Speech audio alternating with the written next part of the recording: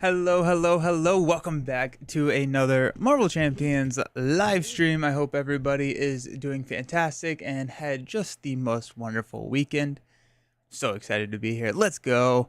Let's go. So pumped for Marvel Champions. I'm voting for Lady Deathstrike. Alrighty, we will get some Lady Deathstrike play in for the next game because I already have this one set up. But we'll do that next time. Let me go ahead and pull it out because I will forget if I do not. I always do that. So let me find it.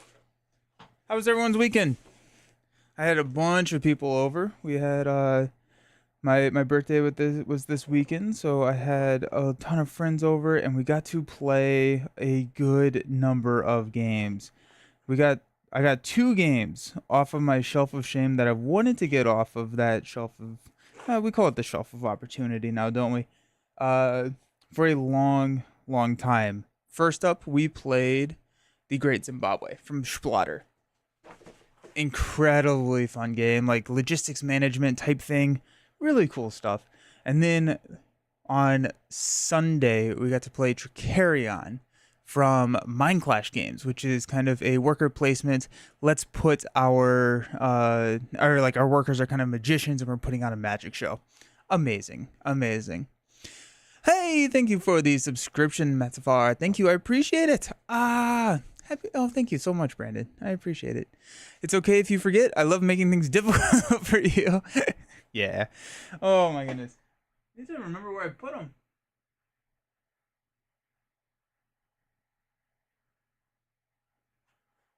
them. Splatter games are wild. I've only done 1 or 2 of them. This was my second one that I had played. I have played Food Chain Magnate a decent bit, which I think is probably their most popular. Then I have now played Metaphor. Thank you. Or just Matt. Yeah, I've played Food Chain a decent bit. Just played Great Zimbabwe. Great Zimbabwe was a lot. I don't know if it was less cutthroat. We played it a little bit less cutthroat than a Food Chain Magnate game typically plays, but we also played it pretty quickly. I think like it was kind of said that it would be about 30 minutes a player on the first turn, and that's about what it was. I thought it was really good. Food Chain is a big fun game, but it looks so like I love the aesthetic of Food Chain.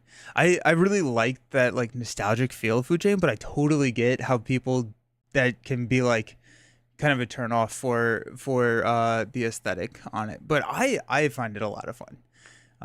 You do yard work in the mornings and afternoons. Oh, dude, yikes! Yeah, it was brutally hot. I got to go out and play disc golf, and we got absolutely stormed on. Good morning. Do you have a board game collection other than LCGs? Yeah. Oh yeah. I kind of got into LCGs through board gaming rather than kind of the other way around, but I probably have 200 to 300 board games. It's bad. You haven't gotten to try Food Chain? This is the one about building and selling cars that was really neat. Oh, was that Splatter? My mind immediately went to Kanban, which is a Lacerda game. Hey, Maddie, subscribe for 40 months. Wow, that's insane. Thank you so very much for the subscription. You're great. If I ever see a Spirit Island collection for sale, I'm gonna buy it up ASAP. You absolutely sure? What's up, Wikipedia? Friendly Sleeping Gods, Robinson Crusoe, Earthborn Rangers. Nice. Robinson Crusoe is a ton of fun, and I just got the Earthborn Rangers Kickstarter expansion that just delivered yesterday, so that's very exciting. Do you have a BGG account? I'm BGG all the time. My collection is up to 3. Oh, sick, nice. Yeah, I do. My BGG is Nelson all over. But I have been very negligent in keeping that updated recently. I have not played Grim Forest. That's cool. I have not tried Grim Forest. Is that the one with the storybook, or am I thinking of something else? I may be thinking of something else. I have no idea where I put Lady Deathstrike, by the way.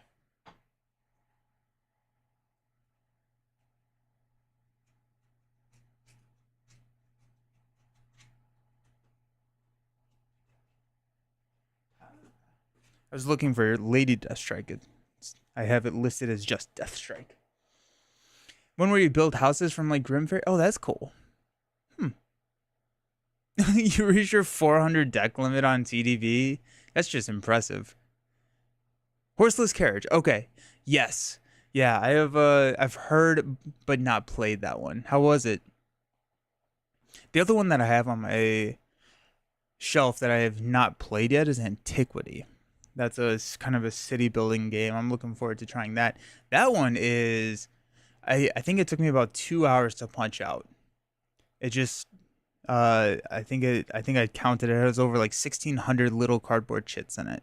It's a involved game. You cannot delete decks. Alrighty, time to create Matt2 account. Or the Adam2 account. Show my friends that video you made where you talk about LCGs to convince them to play Earthborn Rangers and instead they wanted to try Marvel Champions. Win's a win. It's pretty neat. You have to really plot out expanding and building the factory, but also take into account being able to sell the cards. Very thinky.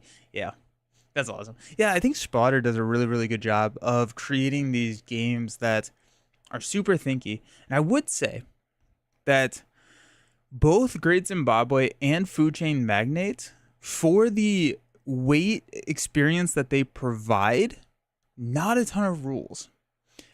That being said, it's a lot of rules. It is a heavy game. There are a lot of rules there. But I have played games that are not as crunchy and not as involved that have more rules than Splatter games do. I feel like they just have a really good way of like putting the strategy in the moves rather than the rules, if that makes sense. If you like co-op games, Leviathan Wilds. Ooh, okay. It's great. You're climbing these giant monsters and trying to break crystals to rescue them. Oh, that's cool. It's like a Monster Hunter type thing, right? Monster Hunter? Yeah. Everdell. I've played Everdell. Yep. Everdell is a very, very pretty game. Wikipedia has a X-Force campaign and going up against Strife for the third time tomorrow. Strife is mean. What's your best recommendation for a new game, preferably solo player that's not Marvel Champions? Great question. If you are looking for like a LCG experience, if you want to do like Lord of the Rings or Arkham Horror, those are always very good and feel very similar to Champions, and so like the rules are not going to be that much. If you are looking for more of a board game, I would probably go with like a Spirit Island.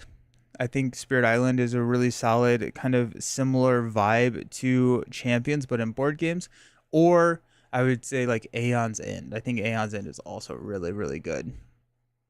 Hello, Joshy. How's it going? I am fantastic. If I heard of the new game from Stonemaier Vanguard. Oh, okay. No, or Vantage. I'm sorry. Vanguard is the other one. Vantage. I have heard of it. I don't know anything about it. Maybe I'll see something about it at Gen Con this year. DC deck building is also good for solo. Oh, I don't think I've tried it in solo. I've played DC deck building in multiplayer. Legendary is good.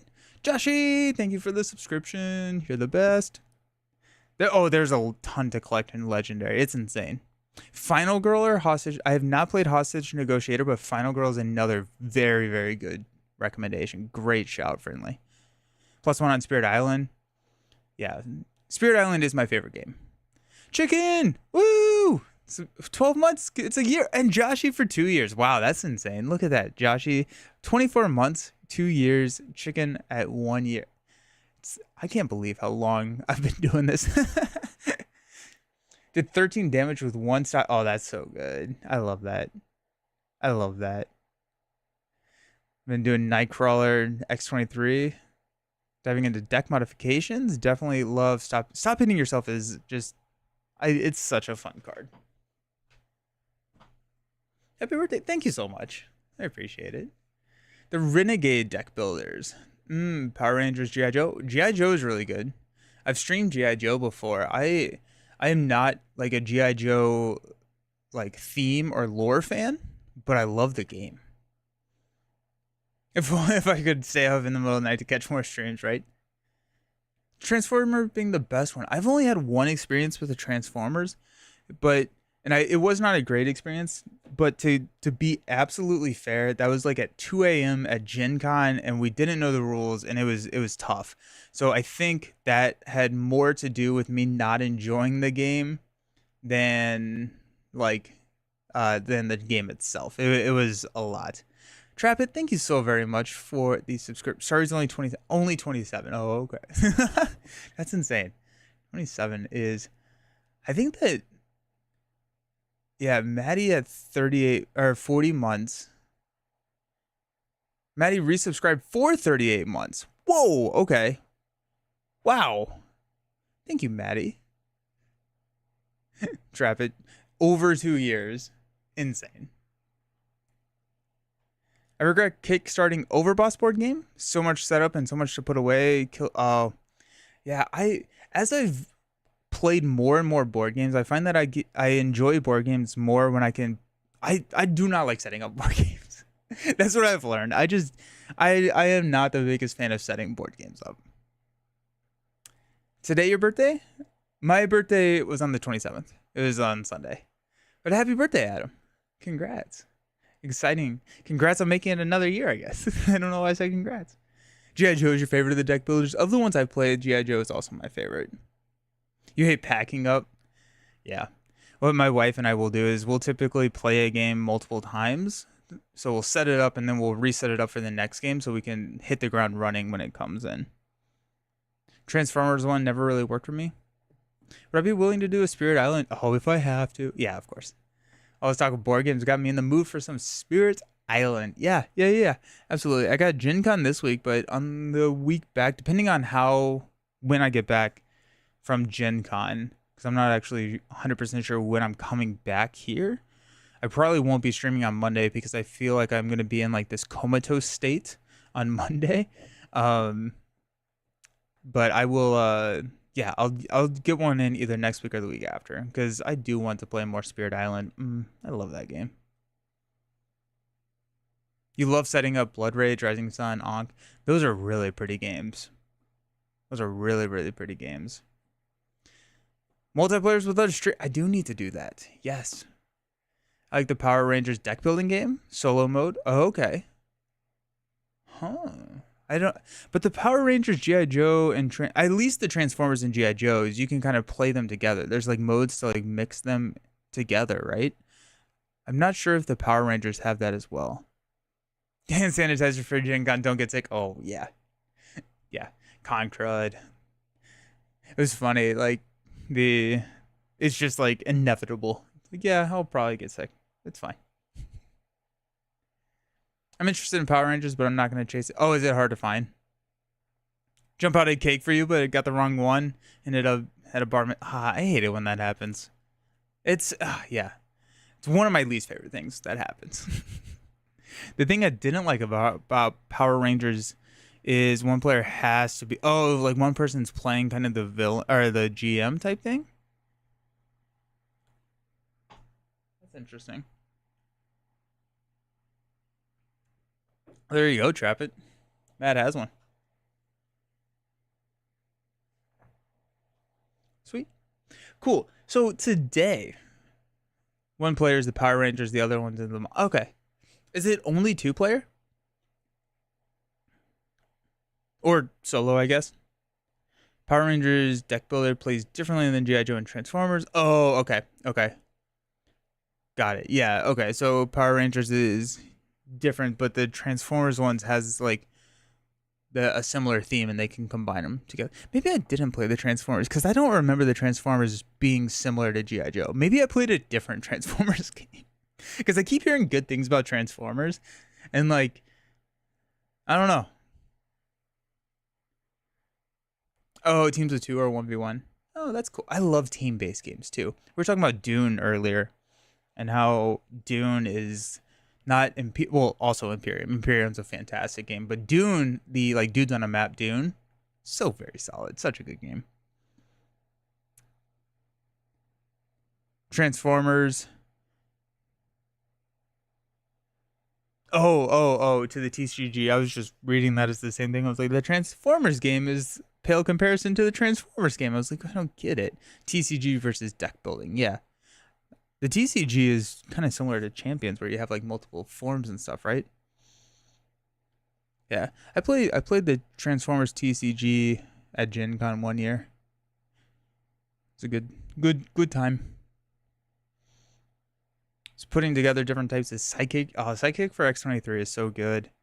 Leadership cards synergize with Honey Badger, Uncanny X-Men, Never Back Down. Yeah, that's awesome. Oh, the designers were directly inspired by Yeah, that makes sense. Yeah, Pixie works really well for Honey Badger. Oh, okay. Yeah.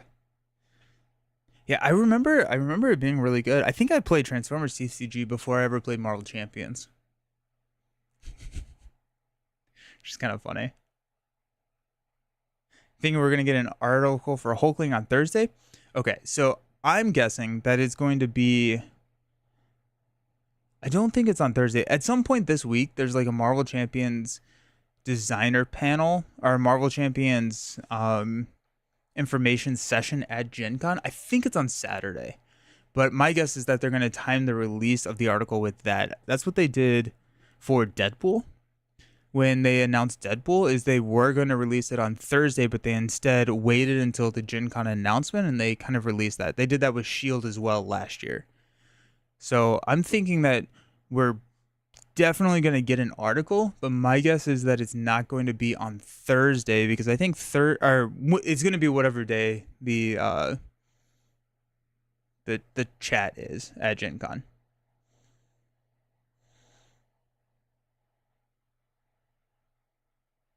Do you ever play miniature games like Warhammer Star? I don't, but they look so pretty. The closest I've gotten to is Heroescape. I've played a decent bit of Heroescape, but that's like my family's game. Like they are going to Gen Con to play Heroescape.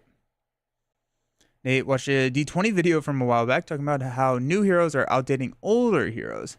X23 and Quicksilver. What do you think about that? I think the designers are getting better, but they still have home runs in like the core set. Right? Like I love Iron Man. And I don't think Iron Man's been replaced. It's been a long time since I caught you on Twitch. Welcome. I'm so happy. Yeah.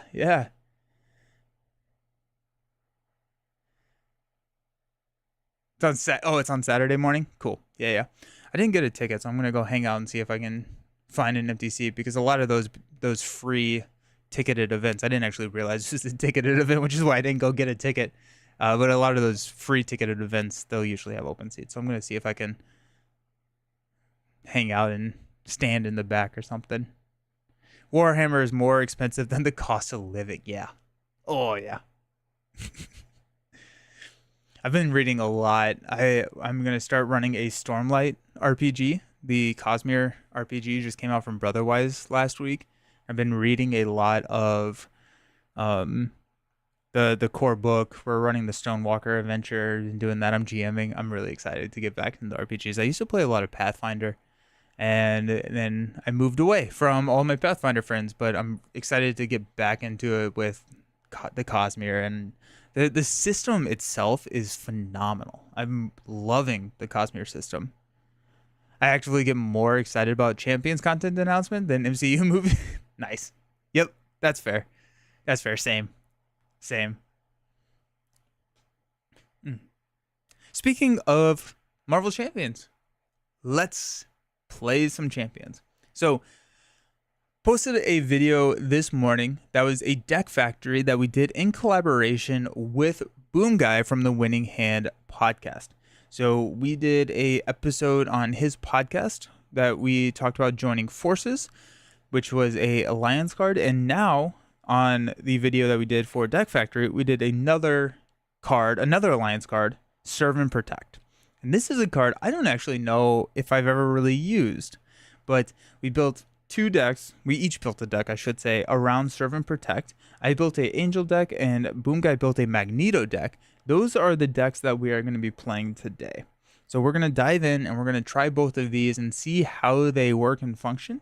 Mine is built a little bit more towards the solo player experience.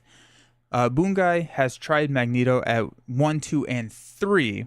So we want and it's worked, but so it should work at one player. And then we're going to build a Falcon deck because on Thursday, I'm going to be doing the Trickster Takeover scenario at Gen Con, which is the massive multiplayer, and we need to bring a Champions deck. So we're gonna build a Falcon deck, and we're gonna craft it together and then take it to Gen Con, and we'll see how it goes up against Loki. Yeah. Like TTRPGs, yeah. Been into Mothership. I haven't heard of that one. We just got Stormlight, yeah, and so I have not tried it yet. But otherwise, make some seriously good games. Boss Monster is so much fun. Yeah, we just did a video for Boss Monster. It's such a cool game. Bad thunderstorms this week in Minnesota. +1 attack for. You really like the video? Any more guest experience for Deck Factory? Okay, sweet. That's good to hear. I had a ton of fun filming it. I really enjoyed filming it. Just watched that episode. Sick. Nice. When you meant to download Mistborn from audiobooks, your wife downloaded the Mistwalker. That was fun. Man, there's so much hype around this smut. That's weird. Falcon needs some love. Let's go. Do you know when the Trickster and I think it's available on Friday. I could be absolutely wrong on that. That is not based in any sort of fact. That was just an assumption that I made, seeing that it was going to be there at Gen Con. I just assumed it was coming out on Friday, so I have no idea. Excited for some games today. Gonna watch you sleeve up Storm Justice. Nice. Collabs with Boom Guy are always great. Yeah, Boom Guy is fantastic. I am excited. I can now say that I have confirmed my attendance to the Marvel Champions convention in DC, the MCDC. So it's crazy. It's sold out, which is awesome. But yeah, I'm gonna be able to be up there in DC in October. Let's talk about Serve and Protect. So, well, let's talk about the deck. If you're curious about Serve and Protect, there's a 40-minute video about Serve and Protect. Oh, the second Friday in August. Oh, dang. Okay, wow. There you go. Serve and Protect is a 2-cost alliance card. In solo play, that means it's a 2-cost card. Alliance in multiplayer means that you can have other people help pay for the cost. It says when any amount of threat would be placed on the main scheme, we can exhaust an X-Force and an X-Men character to prevent that threat and give each one of those characters a tough status card. So what is tough about solos, you need both a X-Men and an X-Force character to exhaust. I chose Angel because in Archangel form, we do have an acceleration icon. Also, these are Boom Guys, or the Winning Hand podcast promos, by the way. So that's cool. So already, if we play Serve and Protect, we're preventing 2 threat from being placed in the main scheme rather than just the one that we would do in a normal true solo game. Then we give each of those characters a tough status card. The idea behind this is to have undefended attacks hit the tough on our on Angel, and then X-Force. Actually, I guess that we're both X-Force, but we do have Children of the Atom in here to make sure that any of our X-Force characters can be a X-Men character and vice versa. So, like, basically, if we have an X character, they can be exhausted, but we still do need to exhaust too. But we have Warpath. So Warpath, he has a response that after he defends against an attack, we can play an event with a hero action ability from your hand by paying its cost. So we'll exhaust both of these and get toughness. Warpath does come in with toughness, but what that allows us to do is play like all of our hero event or hero actions, like Adaptive Plumage or Razor Dive, or things that deal damage during the villain phase to take out any minions to trigger Change of Fortune. So the idea, or like the pacing, is to be able to keep Warpath with tough so that he can chump the villain block or the villain attacks, and then we can try and take out the minions using our attack cards here. Did I tweak the deck at all from what I showed in the other video? I don't think I did. No. Yeah. Boom Guy does make amazing promos. Yeah. Are you running Pin Down for Warpath? I'm not. I'm not, because Serve and Protect is going to be Warpath's kind of main target. Or, I'm sorry, Warpath is going to be Serve and Protect's kind of main target, and so he should always have Tough. That's kind of the hope. And then, hopefully, there will not be minions around during the attack. Oh, yeah. We do also have Iceman. Yeah, Iceman pinned down with Warpath. Yeah, that's fire. That's so good. We got 2 copies of Come Get Me Bub, so if we are missing out on a minion, we can use Come Get Me Bub to get that minion. That also is some tough generation here, and so my one consideration, which I did talk about in the video, and we'll talk about as we play through this deck, is that there potentially is too many toughs in the deck, and so it could be worth throwing some taunts in here to generate more attacks so that we can knock off the toughs. We also have a Polaris because more toughs, Cannonball because it's an angel deck, and then we have Rock Slide, which is going to be another kind of target for a lot of those minion attacks at that 6. And then once we have X-Men and Iceman and Warpath, these are probably going to be the 2 that we exhaust, or we can probably do a Rock Slide and a Warpath. But we do want to keep the tough on Warpath if possible. I haven't seen Serve and Protect used before. That's kind of why we picked it. It's one of those cards that I think is a really interesting card to build around. It's not great, but it's worth it. Like, I think it's interesting. Yep, we got 3 copies of Ever Vigilant, and so I'm hoping that the 3 copies of Ever Vigilant and the 3 copies of Serve and Protect, I'm hoping that is enough threat removal so that we don't necessarily have to do much more. So we'll see. No, cheap ally. Oh, armor would be good. Armor would be good. Oh, so I would have to put Children of the Atom out first before I could play armor. Yeah. But Ever Vigilant allows us to ready. And so a couple of kind of like nice things about that is if we use Serve and Protect to exhaust Angel, we get to ready. That's more threat off the main. We do have 2 main schemes, so that is kind of nice here. I just kind of picked Tower Defense because we haven't played Tower Defense in a while. But yeah. Then we got Superpower Training, Established Perimeter. We got 1 copy of Ready for a Fight, kind of as a panic button. We got Ready to Rumble.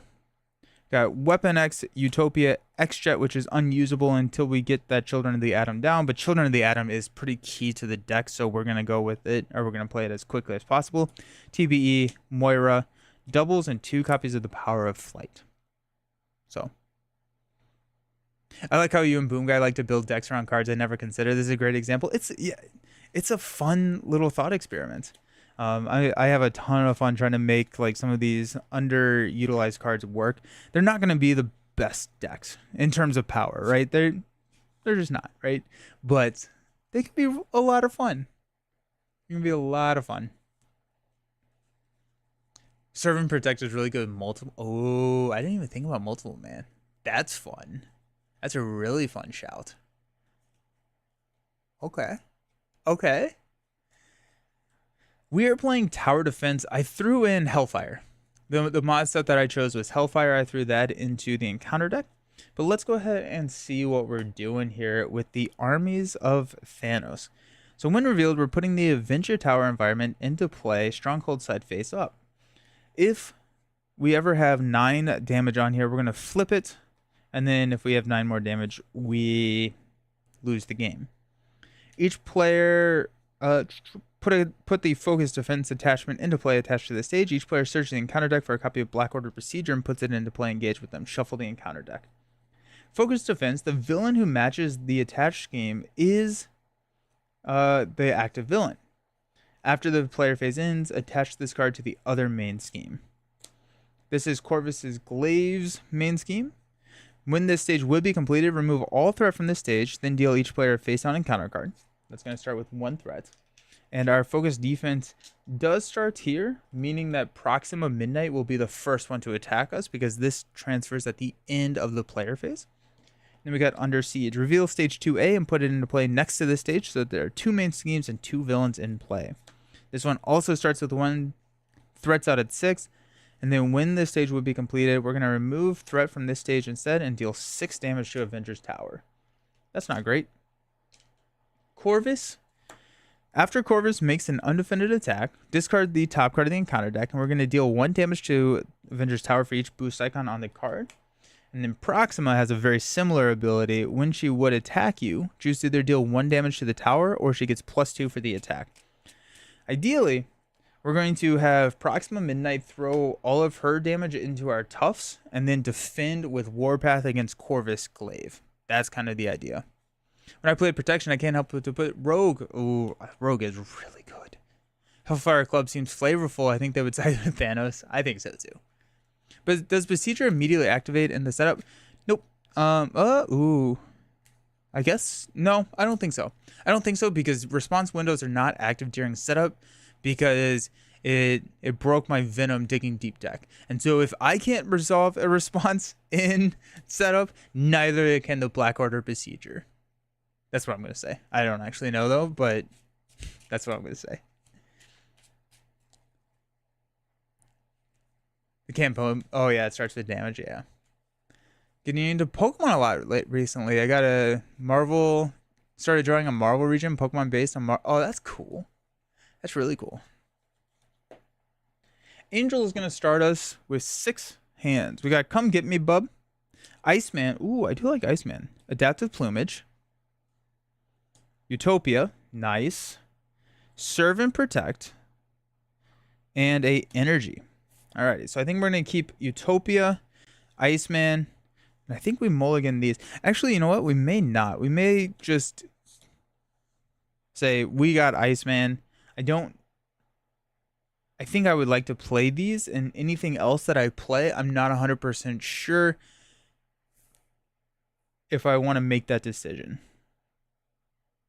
To change it up. So let's rock and roll. Sweet. Where do we want to be? I want to go Energy to play Utopia. So then after we play an X-Men ally, we can exhaust this to ready an X-Men character. Unfortunately, we are not an X-Men character yet, but here we'll be close. Let's go into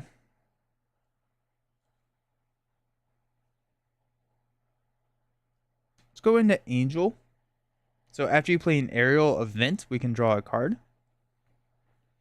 I'm going to use Come Get Me, Bub, Serve and Protect, and Adaptive Plumage to play Iceman. He's going to come in with 3 counters. And then when a minion enters play, we can remove a counter to stun that minion. We're going to go ahead and attack to take out the Besieger. It's going to deal 1 damage to Iceman. We'll stand up.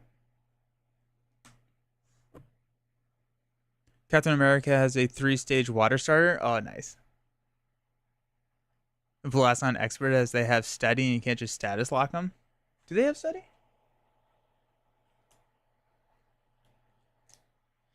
I don't think they have Steady.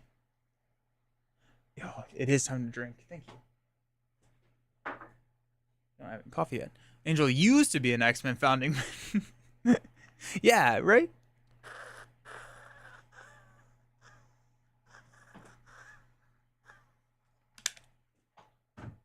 Alright, let's see what we got. 5 cards.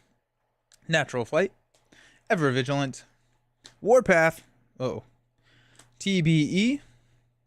And Establish Perimeter. Alrighty, so I think it's just going to be kind of a Warpath dump and see what happens. At the end of the player phase, this is going to move over to Under Siege. We put Threat onto both of these. And then Proxima Midnight is going to attack us for 3 plus a boost.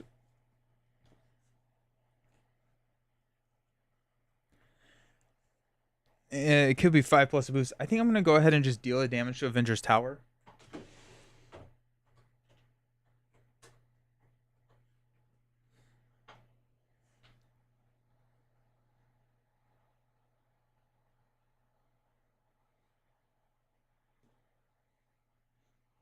And then take a 3 plus a boost attack to the face? Yeah, to the face. After this activation, we're going to put a pursuit counter here. Boom. So 3 damage total. It goes down to 9. Oh, that's the wrong slot for that. And our encounter card. It is time to hydrate traffic. Yes. Formidable foe. Got him.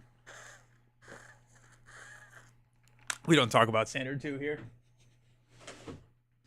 Scary. My local store does achievements for champions. They put standard 2 and expert 2 in. Ugh. Gross. Hey, apocalyptic influence. Let's go.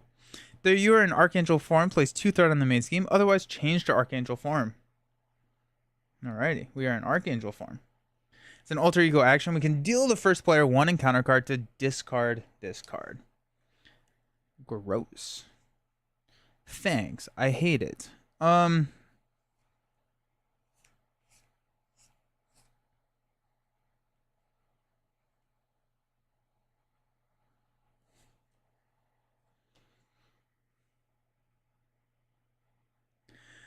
It's going to be over here.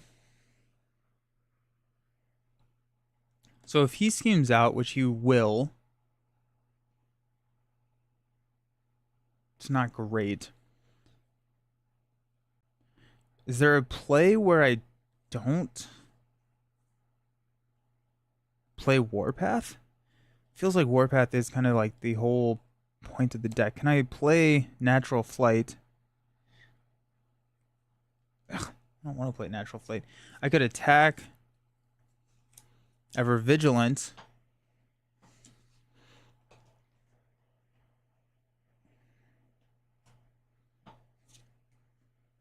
We could, I don't like it, but we could have Warpath thwart the main down to 0. I don't really like that, but Angel, we're in Archangel form. Let's go ahead and just punch here for 2. Let's flip into Angel. We're going to use our regrowth ability to heal 1. Then we're going to use 4 to play Warpath. He's going to come in with Tough.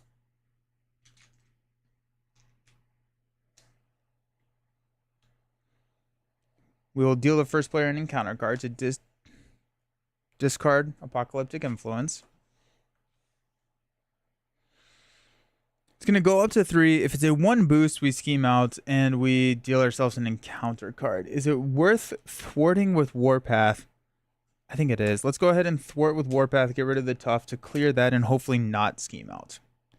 Warpath is a fascinating ally. I really like building around Warpath. I think he's a ton of fun. And ideally now we can get another way to get a Tough. Children of the Atom Polaris combo. I would like to see Children of the Atom come soon-ish, but here we are. Okay, let's stand up. We got 6 cards. We got Ready to Rumble, Razor Dive, Power of Flight, Change of Fortune, that's 4, Metamorphosis, and a Aerial Agility. I think aerial characters play Warpath well because of the aerial trait. Or am I missing? Or like Ever Vigilant type thing. So most of my recent deck, I was thinking about going against Strife. It's a Justice Prevention. They're a good amount of threat preventers that you don't get. Oh, yeah. Ever Vigilant is really good. Warpath and Nova's blockers, that's cool. Pinned Down was the original one. Now Op Center. Oh, Op Center is a good one. Yeah. Ooh, that is. I built this deck before Op Center came out. That's how long ago we recorded the Deck Factory. I like it. I really like Op Center. I think that's a fascinating shout. Because that's when any character defends. Corvus is going to scheme for 2, 4. Go up to 5. We got 2 encounter cards. First one being Under Fire. We got 3 encounter cards. We got Celine, Quick Strike, and Villainous. Joke's on you. I'm an alter ego. We got Sinister Strike. We're going to place a counter and Surge. Direct Assault. Attached to the villain who is not the active villain. When the attached villain attacks, the attack gains ranged. That attack defeats an ally. Deal 3 damage to Avenger's Tower. At the end of that attack, discard Direct Assault. And then we've got the Inner Circle. Place 2 additional threat here for each Hellfire card in play. So that's going to be 6 threat. Alrighty. Well, we're getting hit for a lot. Oh, Iceman Stun. Yes, thank you. Bye. Great call. Nova's bonkers in general. Yeah. Very true.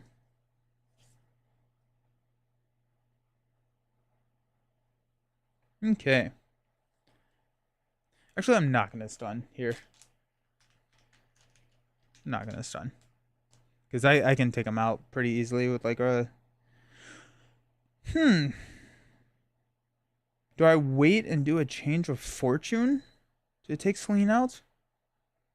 And like hold on to Razor Dive? That could be wild.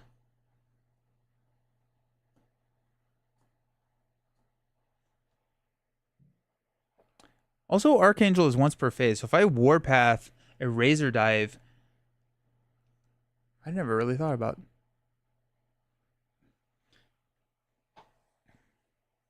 I guess we could stun, and then we don't have to worry about it, and we can set it up for a change of fortune when we're ready to do that.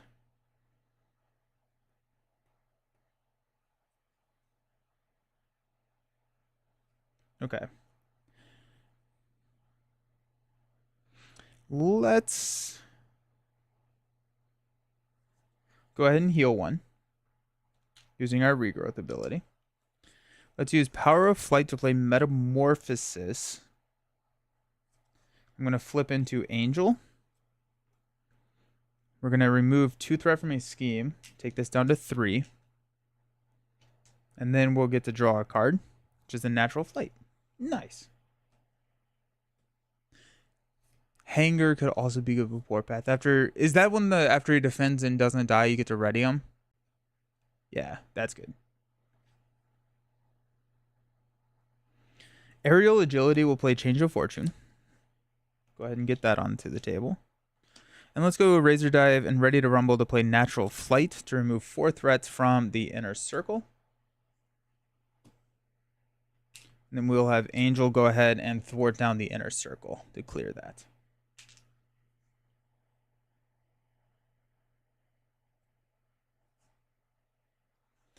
Iceman will attack Celine for 2. I think I'm going to have Iceman block if I don't draw a Serve and Protect. Oh, yeah, that'd be cool. That'd be really cool. All right, let's stand up.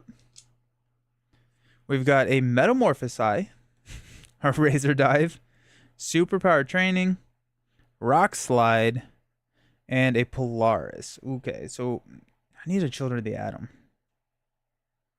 Boom Guy ran 2 in the Magneto deck that he ran. So I think it may be worth running 2.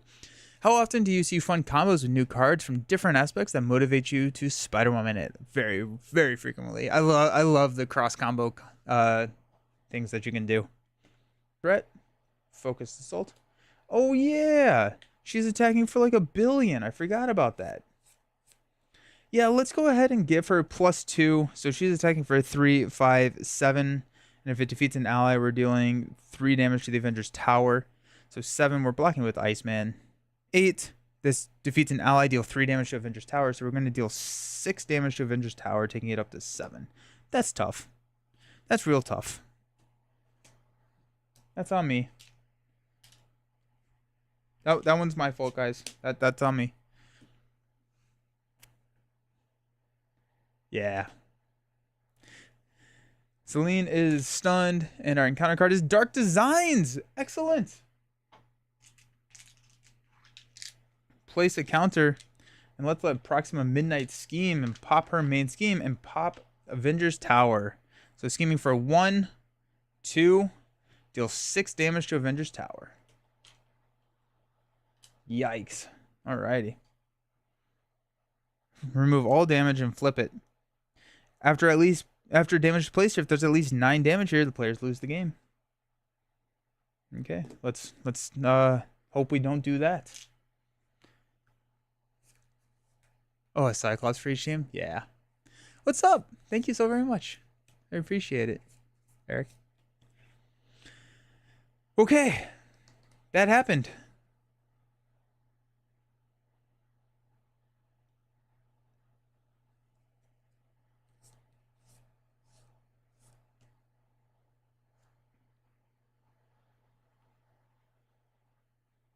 Ow. Okay. Red Angel go ahead and thwart 2 here. Take this down to 2. I think ideally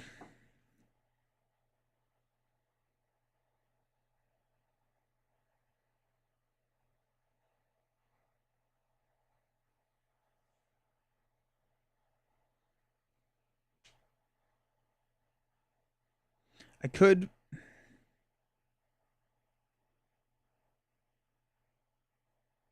trying to think of. We could go Polaris and hold Metamorphosis. Polaris can give herself a tough status card. It also gives us a X-Men on the table. So if we do draw into a Serve and Protect, we can actually use it a little bit.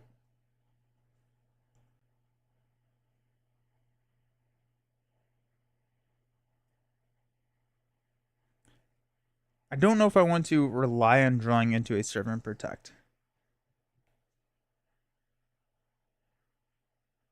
So let's go ahead and play Polaris. She's going to give herself a tough status card. We're going to hang on to Metamorphosis. Warpath is going to defend against Selene. And I think we can set it up so that we can play Metamorphosis or whatever to change into Archangel or however we're going to do it. Take out Selene, change of fortune, and then kind of get that ball rolling. What's up, Gurismo? Just having a short break. Currently learning for your English exams, last exams ahead of the bachelor thesis next semester. That's awesome. Congrats. Selena's villain. Yeah, I'm hoping that she won't hit a 3 boost, and if she does, then we're very sad. The other option would be to go ahead and knock this tough off of Polaris. So if we do draw in a Serve and Protect, I think so. Actually, I think let's go ahead and use Polaris.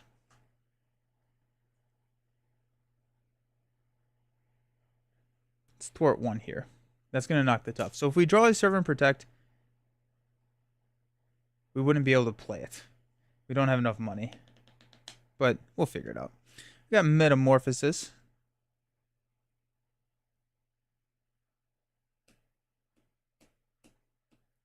I'm going to leave the tough here because I don't think I would actually even play a Serve and Protect. We got Metamorphosis, Cannonball, Aerial Agility. Children of the Atom, there it is. And an Avian Anatomy, 2, 4, 5. I forgot about Avian Anatomy. Nice. Why don't I attack with Warpath? I don't want Warpath to take damage, mainly because I'm going to be defending against Selene here. And Selene's going to do anywhere from 2 to 3 damage, and I need Warpath to survive the attack so that I can use his hero response to play a event. Oh, that's a hero. Oh, shoot. I did not think about that. I'm going to actually go ahead and switch Razor Dive because it has to be a hero action. For some reason, I thought it had to be just an action, but it has to be a hero action.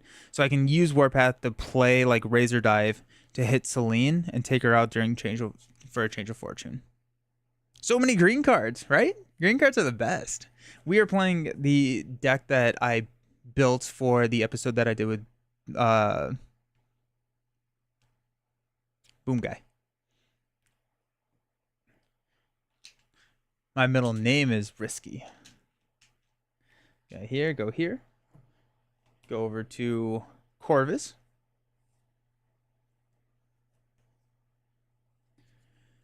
Corvus is going to attack. We'll block with Polaris. He's going to attack for 2, 4. That's going to knock our tough.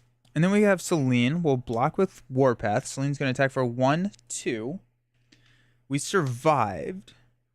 Oh, also allies can't attack Selene. So that's she actually has 0 damage on her because I had Iceman attack her. After Warpath defends against an attack, play an event with a hero action. So we're going to go Avian Anatomy, Aerial Agility, and Cannonball to play Razor Dive. Deal 6 damage to an enemy. So we'll take out Selene. Change of Fortune triggers. We'll draw 1, 2 cards. And then Avian Anatomy, we spent this card for an aerial event, so we get to return Razor Dive to our hand. After you play an aerial event, we'll draw a card. So another Avian Anatomy. And we're back to 5 cards. Granted, they're all resource cards, but we got them back. Yeah, so this Angel promo is the Winning Hand podcast promo. The official Angel promo is this one.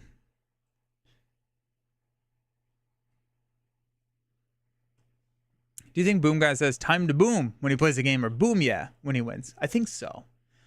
Yeah. Yeah, if she draws a 3 boost, it's done. Yeah. Encounter card. I don't think I ever did that. Proxima's Power. When revealed, Proxima Midnight activates against you. Yikes. Alrighty. Why is Angel shouldn't be exhausted? Angel's not exhausted.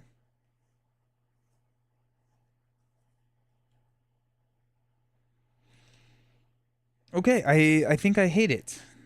I think I hate it.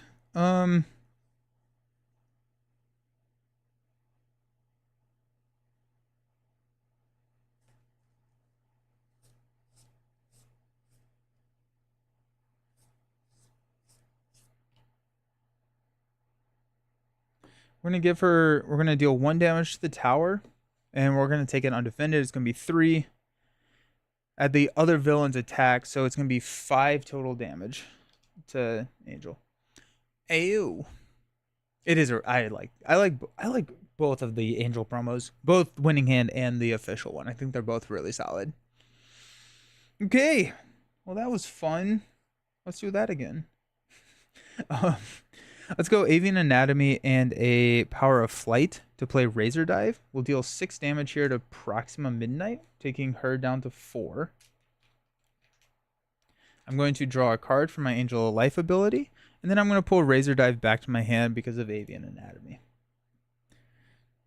Okay, we've got Razor Dive to play Weapon X, and then we got Strength to play Children of the Atom.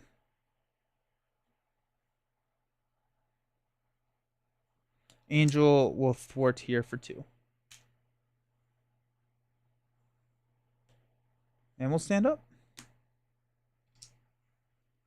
We have Children of the Atom now, which is beautiful. I think at this point I would probably... Should I switch into Archangel? No. We're good. Yeah, the Archangel here for Winning Hand is not a fold-out card. Yeah, it's two separate cards. But for the official one, it is a fold-out. But I think these are just like way harder to manufacture, and because they made these just for Kana Heroes, it probably wasn't worth the cost to do it. Okay, so we stood up. Let's draw our 5 cards. We got Psylocke, Moira, Ready to Rumble, Adaptive Plumage, and Worthington Industries. Angel is really good. I forget how good Angel is sometimes. We'll place some threats, and then Focus Defense is going to come over here to Proxima Midnight. She's going to attack. We're going to block with Polaris. We'll give her +2.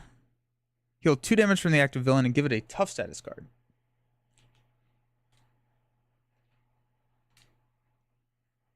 And Polaris is Dunzo. Okay. And we have 2 Servant Protects in the last hand of cards. Encounter card, Exhaustion. Surge, exhaust our identity. Drawing near. Oh, good. Reading Harpoon. Excellent. So drawing near is going to hit a Techno-Organic Wings. One of the saddest sentences I think I've said. That's going to bring out Harpoon. When revealed, discard cards from the top of your deck until you discard an event. Take indirect damage equal to that event's printed cost. 0. Let's go. Okay. And then we've got Hook, Line, and Sinker. Each attack from a brute enemy deals indirect damage. Our harpoons are only brute. After a friendly character takes any amount of indirect damage, exhaust that character. And we're going to shuffle these guys in here. Great pull, right? Yeah, that was sick. Let's leave all my heroes in ultra matte clear and then slap a top loader on top of them. Nice. You pulled make the call. Sick. That's so satisfying. It could be you could have pulled like flying formation or something like that. Or not flying formation, flight squadron, whichever one is the event.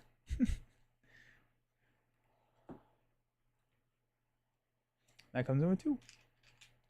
Alrighty. Well, that's fun. That's exciting. We like that.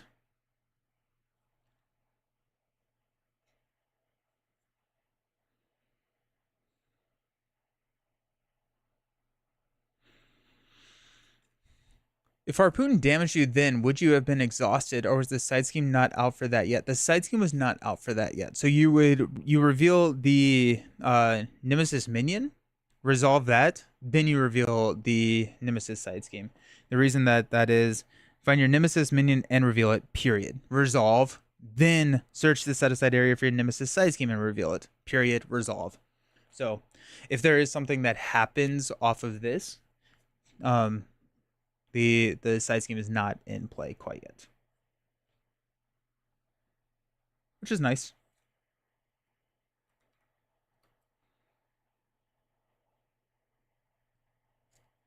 What are we doing? I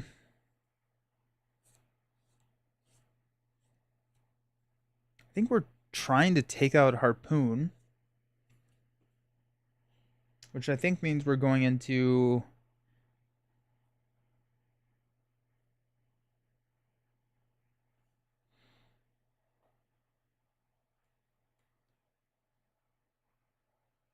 let's go into Archangel form. Let's go ahead and use Psylocke, Ready to Rumble, and a Moira to play Adaptive Plumage. If you are an Archangel, you can deal 4 damage to an enemy and stun it. We'll go ahead and deal 4 damage to Archangel and stun.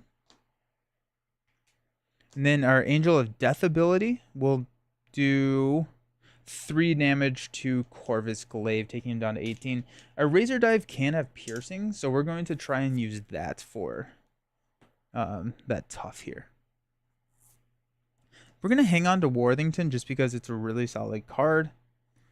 And we should have a Serve and Protect coming. So that should be good. We should start hitting our strive with Serve and Protect. We will have 5 cards. Worthington would be the 6th card that we played. Is there another card in that last little hand that we want to play? I don't think so. So let's hang on to this. This Worthington is just such a good card. Worthington, there's that Serve and Protect. There's that Serve and Protect. Ever Vigilant. Ready for a fight. Nope, just 5. Just 5 cards. 2, 4, 5. Beautiful. Let's go ahead and add 1 threat to each of our schemes. Boom. Boom. This is going to go over to Corvus. Actually, we're adding 2 threat to each of our schemes. However, we're going to use Serve and Protect to interrupt the placing on... Let's actually go here, because I can't take 6 damage. We're exhausting Archangel and Warpath, which we can do, even though they're both printed X-Force. One of them has the X-Min trait, so we can use that for Serve and Protect. And we'll give them both tough status cards. Okay. Corvus is going to attack Archangel for 2 plus 3. That's going to knock our tough. That was beautiful. And then after, we're going to discard the top card. It has 0, so we're not going to deal any damage to the tower. Harpoon is stunned. Our encounter card is Nowhere is Safe. Place a pursuit counter and discard a card. I'm going to discard Weapon X. Okay. Okay. Not bad. We'll discard a Genius to place 2 counters here. That's fine. Whatever. Jeez. Okay.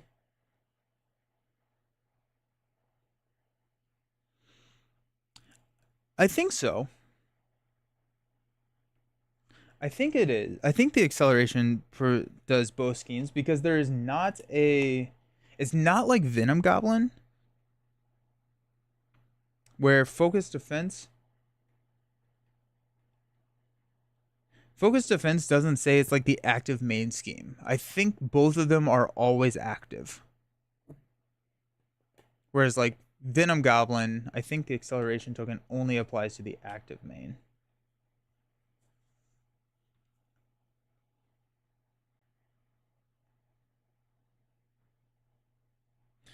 Worthington Industries. Well, use Ready for a Fight to play Worthington Industries. We'll go ahead and use Worthington Industries to shuffle an aerial card back into our very, very thin deck, which is going to be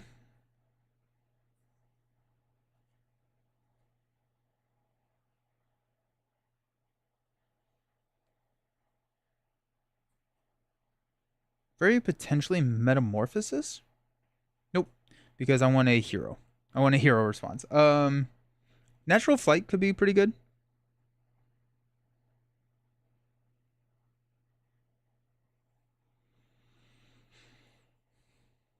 I need damage actually. Now that I think about it, I did not quite think about. I need to flip into Angel, so let's go ahead and just do that because I can't have the acceleration icon out there. Then we're going to grab. I guess it would be Razor Dive, right? So I need to take out Harpoon.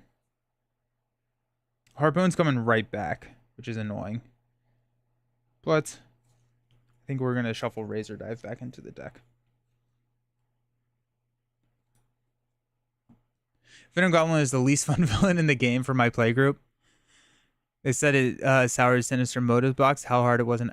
Yeah. Yeah. Venom Goblin's brutal. Alrighty, let's stand up. We got Razor Dive, Ever Vigilant, the X-Jet, and Counter Card.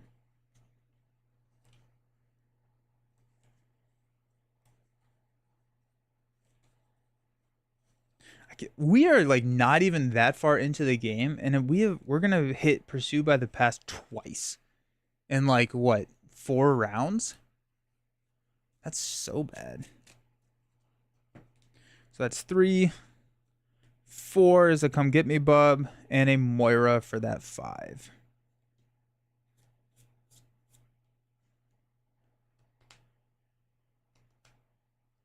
All right. So let's add 1 threat to both schemes. 1. Proxima Midnight's over here. We'll give her +2 to attack. And we're going to block with Warpath. So it's going to be a lot plus a lot more. Warpath does not die, so we can play a hero action card. We'll go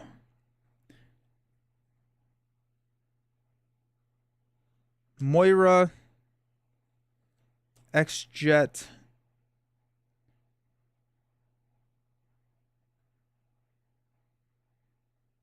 and a Come Get Me Bub. Since we're going to have Harpoon back, we might as well use Come Get Me Bub to play Razor Dive. Deal 6 damage, and we're going to hit Harpoon. Angel of Life draws us a card, and then because we took out Harpoon in the villain phase, we're going to draw 1, 2 cards there. Okay.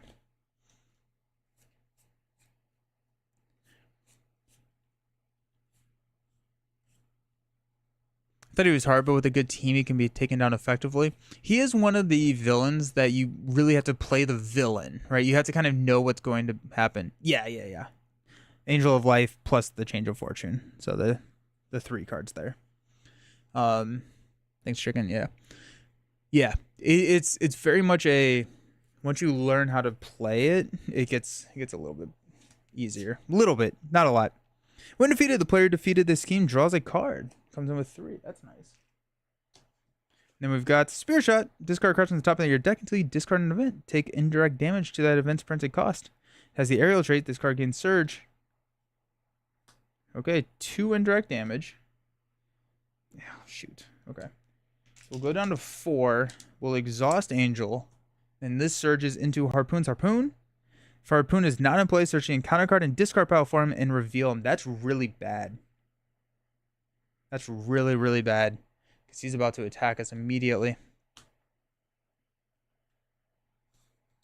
After Harpoon attacks you, take 2 indirect damage. So Warpath will die, which is very sad. Ah! Drawing near. We'll hit a 1. So Harpoon will attack us for 3. We will take all 3 damage because we cannot defend against it. And then when when revealed, we lose. I think. Nope, it's come get me, but we're fine. Oh my gosh. Wow. Okay. So we're down to 1. After Harpoon attacks, you take 2 indirect damage, which we have to throw on Warpath. And we're feeling bad. We're feeling real bad here.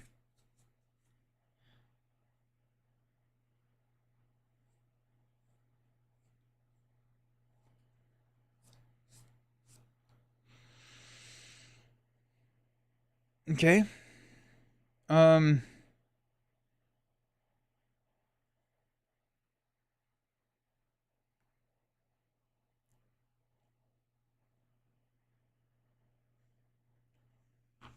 Oh shoot, dude. I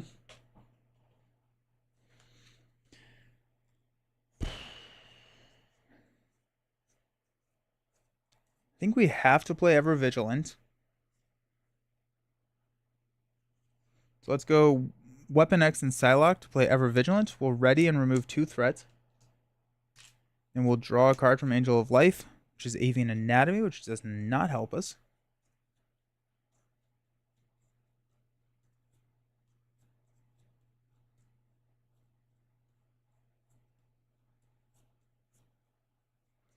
We're gonna be at 2-4. We're popping armies of Thanos. I think we're gonna do that regardless. We'll go up to 4. Corvus will scheme out on it. So I think we're gonna flip down to Angel. We'll use Regrowth. We'll go Worthington Industries to shuffle a aerial card, which is gonna be Warpath. Oh shoot, I can't do City. Oh yeah.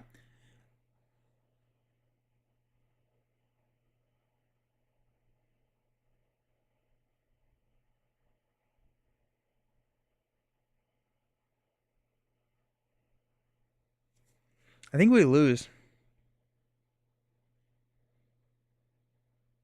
I think we lose. So I can't do that. So let's re-rack. Let's see what happens when we don't draw Harpoon 3 times in the opening hands. Alrighty. Let's try that again. Tough. Tough loss.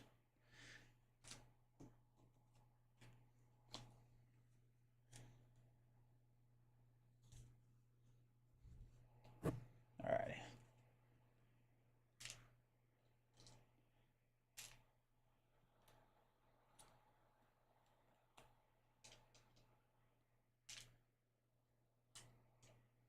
Serve and protect isn't probably the best in this scenario. Yeah, that's what I'm thinking too. It's definitely tough. The 2 main schemes does make it really hard. We need a black order. At least the Avengers Tower is healthy again. Yeah, it feels like everything that could have gone wrong went wrong there. Because like we hit all of our standard 3, and then we put 6 damage on Avengers Tower in 1 attack. That was also pretty bad. Because we hit Proxima Midnight, had the attachment that dealt 3 damage to the tower, and we drew the boost card that dealt 3 damage to the tower. That was brutal. That's fine. We now know what we need to do. Let's do it. So I'm thinking that I'm not 100% sure. Yeah, that was tough. I'm not 100% sure if I should have played that any differently. They do come out swinging. I think that may be one of the issues, is they just come out swinging. The other thing to kind of consider is I wonder if there's a world in which I don't play Warpath turn 1 knowing that I can recur him with Worthington. So I don't necessarily need Warpath early. Warpath is a better late game card. Once I got set up, I don't want him out there unless I have Come Get Me Bub. And so if I can use Warpath to, or if I can play Warpath later, if I draw him early, I don't need to play him because he is aerial. I can Worthington him later. I think that may be that's something to kind of like keep in the back of my mind. So we got 6 cards. Got Iceman, Warpath, Rock Slide, Metamorphosis, Ever Vigilant, and Ready to Rumble. I think we're gonna keep Iceman and Metamorphosis, and we're going to we're gonna toss 4 cards. I just like Metamorphosis. We got Avian Anatomy, nice. TBE, Natural Flight, and a Change of Fortune. That's exciting. That's really exciting. I like that. I like that a lot. Alrighty, let's use Natural Flight and Avian Anatomy to play Metamorphosis. So that's gonna flip me into Angel. I will remove 2 threat from a scheme. We're gonna go Under Siege here. Angel of Life draws me a card, and then Avian Anatomy pulls Metamorphosis back to my hand. Okay.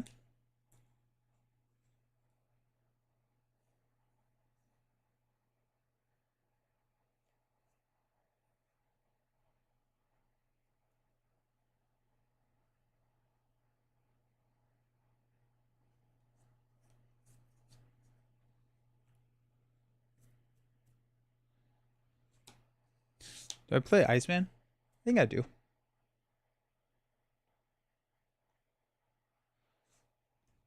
The other option would be Team Building Exercise, which would be really nice. Team Building Exercise and Change of Fortune could be a play. I love Metamorphosis. Yeah, it's such a fun card. The other option is we could play Metamorphosis again. We could go to like Archangel, deal some damage. I feel like getting a team building exercise out right now seems good. Proxima is gonna hit us like a truck. And then if we don't play Iceman, we get also hit with the Black Order Besieger. I think we have to play Iceman. We're going to hang on to Change of Fortune, so let's go ahead and drop Iceman. Iceman and Angel will take out the Black Order Besieger. And then we have Iceman on the table. We're going to hold on to Change of Fortune. We're going to stand up. We're going to stay in Angel form here. Power of Flight. Energy. Give me something to play for it. Serve and Protect. Okay. You can come get me, bub.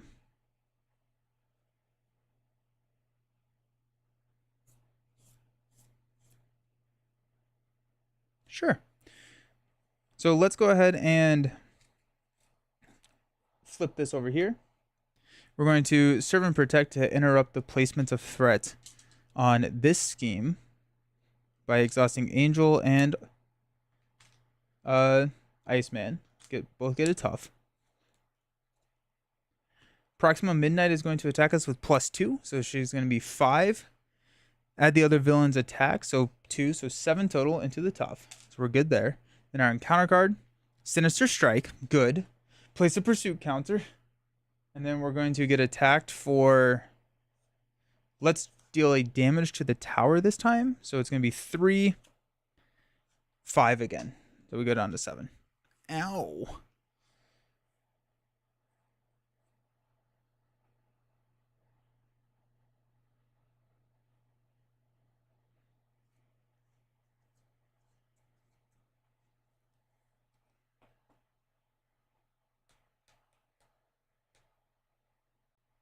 Let's play Come Get Me, Bub. We're going to discard cards until we get a minion. Oh. Black Order Besieger. Deal 1 damage to you or 2 damage to... 1 damage to the Adventurer's Tower, 2 damage to our identity. We'll deal 1 damage here. Iceman will stun the Besieger. We get to heal 3 damage and give ourselves a tough status card. We use Power of Flight to play Change of Fortune.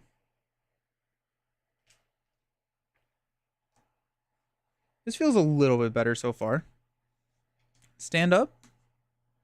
We've got Cannonball, Ready to Rumble, Adaptive Plumage, Children of the Atom, okay, nice, and a Ready for a Fight. Play some threats. This is also now over here. Corvus is going to attack. We're going to block with Iceman because his thing activates if it's an undefended attack. So let's go ahead and defend the attack. It's going to be 2 plus 3, which will knock our tough. Then the Besieger is stunned. Our encounter card, Corvus is Cunning. He activates against you. Alrighty, so he's going to attack us for 2. We'll take it. 2, 3, knocks our tough. Discard the top card to deal 2 damage to the tower. Ow. Alrighty. Well, that was fun.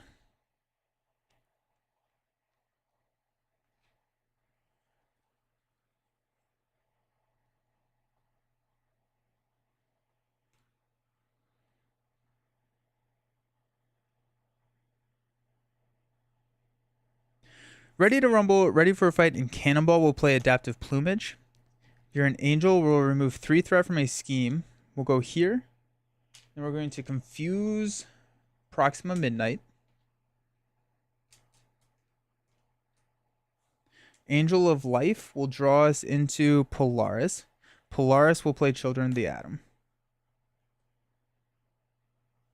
Angel will thwart 2 on Under Siege. And we will flip down to Warren and heal 1. Stand up. We've got 6 cards: Razor Dive, Adaptive Plumage, Techno Organic Wings, Psylocke, Genius, and a Razor Dive. That's a lot of blue cards. That's kind of cool. Let's throw a threat on each one of these mains. And we're going to move Focus Defense over to Under Siege. We're confused here. And then the Besieger is going to add 1 more. Encounter card is Sinister Strike. We're going to place and Surge into Corvus's Cunning. And Corvus is going to scheme for 2. Then we're going to add another counter here.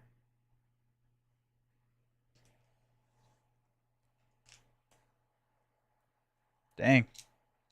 I feel like we go through this deck. I don't play tower defense that much, but I feel like you go through the deck really quickly.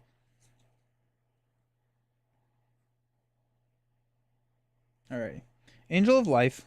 Or I'm sorry, Regrowth.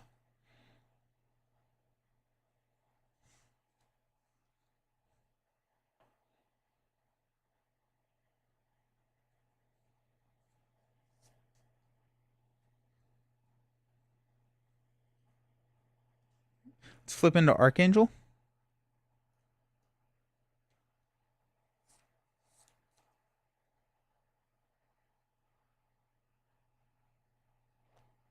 Let's use Genius and Psylocke to play Techno Organic Wings.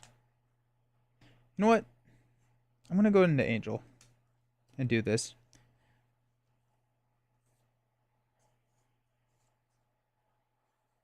And actually, okay, hold on. I'm going to flip into Angel. We go Genius and Adaptive Plumage. Or Genius and Razor Dive to play Adaptive Plumage. To remove 3 threat from his scheme. It's going to be here. And I'll get to confuse an enemy. I'll confuse Corvus. Angel of Life draws me a card into Aerial Agility. Then we're going to use those 3 to play Techno Organic Wings. I will thwart 2 here. I will Techno to Ready. Iceman and Angel will take out the Besieger. I'm just not really set up to take them out in the villain phase quite yet, even though I do have Change of Fortune. So I'm like, I need to do something here. It isn't a huge deck. That is very true too. So let's stand up. We got 5 Avian Anatomy, the X-Jet, Aerial Agility, Metamorphosis, and a Strength. Beautiful, actually. Oh, I love it. Okay. I love democracy. Let's go 1 on each. This is over here now. So Corvus is going to attack us. We're at 4 damage there. Let's take the attack on defended. It's going to be 2, 3 total damage, taking us down to 9. We might as well have some damage just because we have Come Get Me Bubs in the deck and everything like that. We're going to add 2 damage to the tower based off of his response. Then our encounter card is Corvus's Glaive. He gains Retaliate 1. It's a hero action. We can take 1 damage, spend a Lightning and Punch resource to discard the card. I'm cool with that. Okay. Strength and Aerial Agility will play the X-Jet. Boom. Love it. Excellent.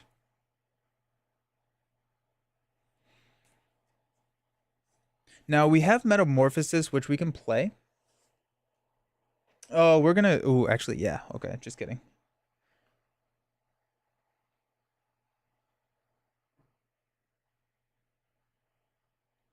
Angel hurts my head sometimes.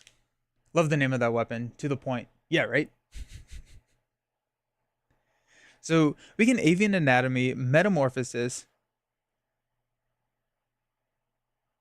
I think we're going to go down to Alter Ego and draw a card. Use Metamorphosis, or use our normal flip to go into Archangel. Then use Techno-Organic Wings to play Metamorphosis and end an Angel. Yeah. Makes a lot of sense. So let's use X-Jet. We are X-Men here. Avian Anatomy to play Metamorphosis. So we're going to choose to flip to Angel.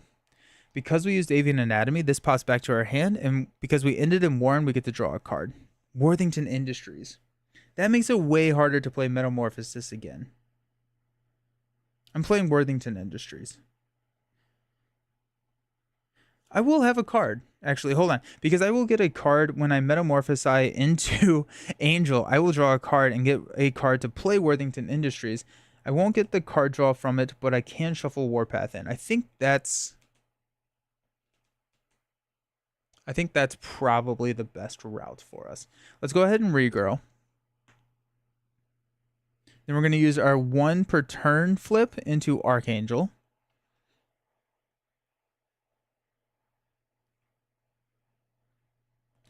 Techno-Organic Wings will play Metamorphosis and we'll flip into Angel. We'll remove 2 threat from a scheme. We'll go here. And Angel of Life triggers to draw into Utopia. Utopia will play Worthington Industries, and then we will use Worthington Industries to shuffle in Warpath.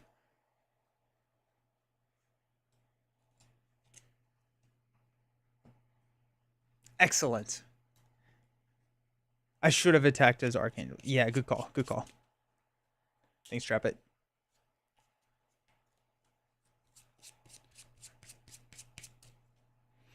Okay. Do I have a Serve and Protect? There's 1, 2. We do have the ability or the potential to draw into a Serve and Protect. So I'm trying to think, do I not shuffle in Warpath? Because if I draw a Warpath and a Serve and Protect, I'm kind of in a bad spot. But I would want to play Serve and Protect here. So I could throw in like an Adaptive Plumage instead of Warpath and then delay Warpath 1 turn. But if I don't draw a Serve and Protect, then we're in the same situation, just worse next time. It is time to hydrate.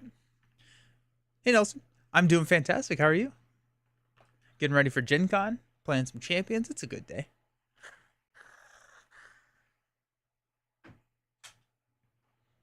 All right, let's stand up. Ever Vigilant, Come Get Me Bub, Moira, Ever Vigilant, and a Warpath. Okay. We will figure out what our life looks like here in a second. Let's go ahead and place some threat. move this over to Proxima. Proxima is going to attack us for 3 plus a boost. Or 5 plus a boost. Let's go 3. Let's deal a damage here. 3. Put Hellfire Pawn into play, engage. So we'll take 2 damage. Actually, we will stun. So we will only take the 3 damage. There. We're up to 7. I think they're probably, Mark, I think my assumption is that they're going to do an article with like a Gen Con announcement. Encounter card, Power and Decadence. Give the villain a tough status card and give this card to the villain as a face down boost card. They are going to activate twice. Tough status. Alrighty.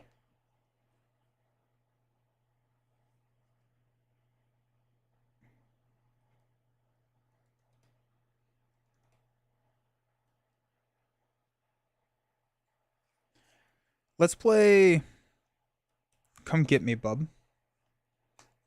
Discard until we get a minion. Oh no, it's Celine. So she's going to quick strike. I'm going to take it to the face. It'll be 1, 3 total damage. I heal 3 damage, so we're going to be the same. I'm going to get a tough status card, and then Iceman is going to stun Celine. Okay, cool.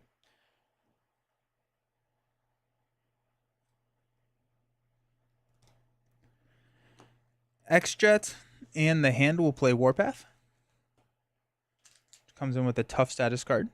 And now I can use Worthington to shuffle the right card into the deck. Probably Razor Dive, right?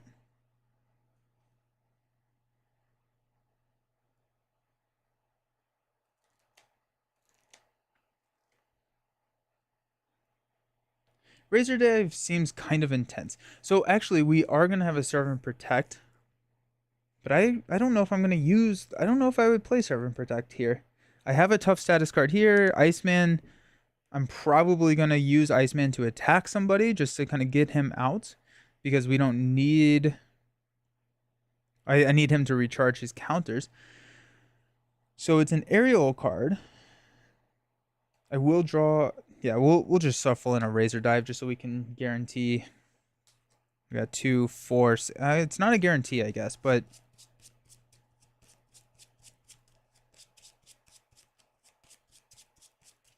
Close enough.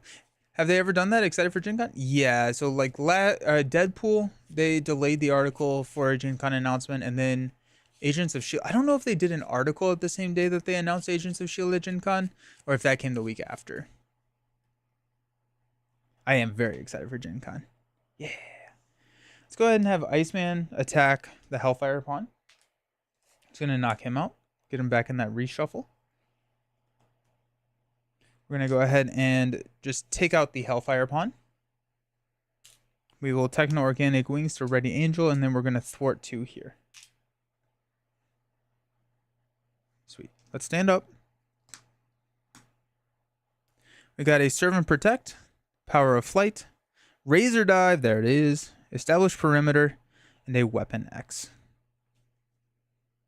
Would it be too powerful for either the villain or the hero to give the status Bleed, which would deal 1 damage every turn? Move the status by healing or getting a tough status card. That's interesting. That's fun. It reminds me of Poison from Galactic Artifacts. I don't think it would be too bad. I don't think it'd be too bad.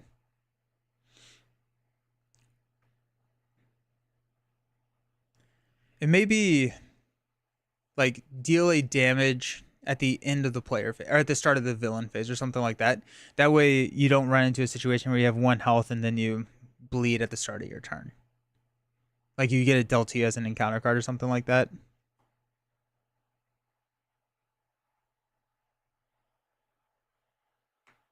Cool. So we have stood up. We're going to go ahead and place threat. We're not going to use Servant Protect. Tower Defense is going to pop over here.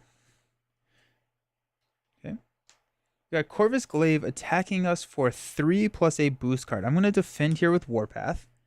It's going to be +1. If damage from this attack defeats an ally, deal 3 damage. It's not because it knocks our tough status card. Then we survived the attack. So we're going to use Power of Flight and the X-Jet to play Razor Dive. Deal 6 damage to an enemy. We're going to take out Celine. That's going to return, or not return, I'm sorry. That's going to draw a card from Angel of Life, which is going to be Superpower Training, which is a dead card now. And then Change of Fortune will trigger to draw us into a Natural Flight, an encounter card, because we just decked out.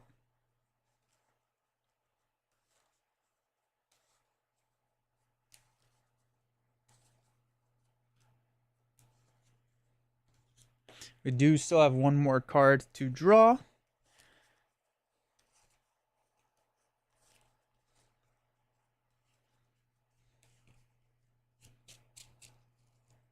Which is Adaptive Plumage. Nice. Sick.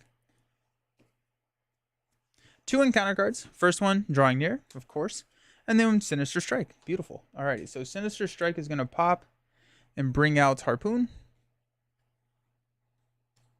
Discard cards from the top of the encounter, or from the top of your deck until you discard. There goes Iceman. Serve and Protect.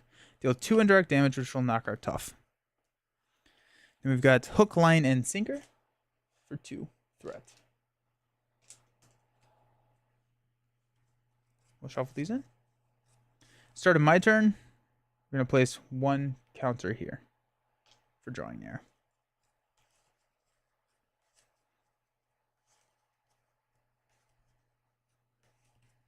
Made a custom Omega Red villain scenario. It uses 4 of the Death Factor cards. Drains you for 1 every turn. Now I want to have a hero that does the same. Black Widow is all... Oh, yeah. That's cool. I like that. That's fun. Okay.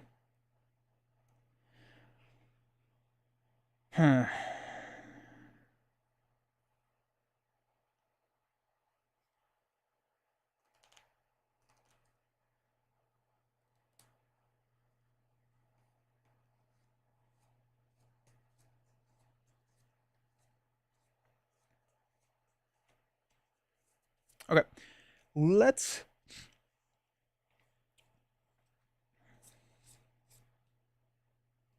thwart 2 off of Hook, Line, and Sinker. Let's get rid of that. Organic Wings will ready.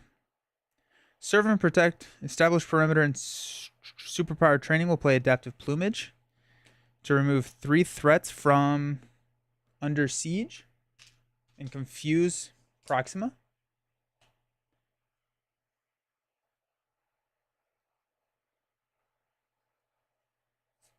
We're going to flip down to Angel. We'll regrow 1. Worthington. We'll shuffle in Adaptive Plumage because that's our only aerial card.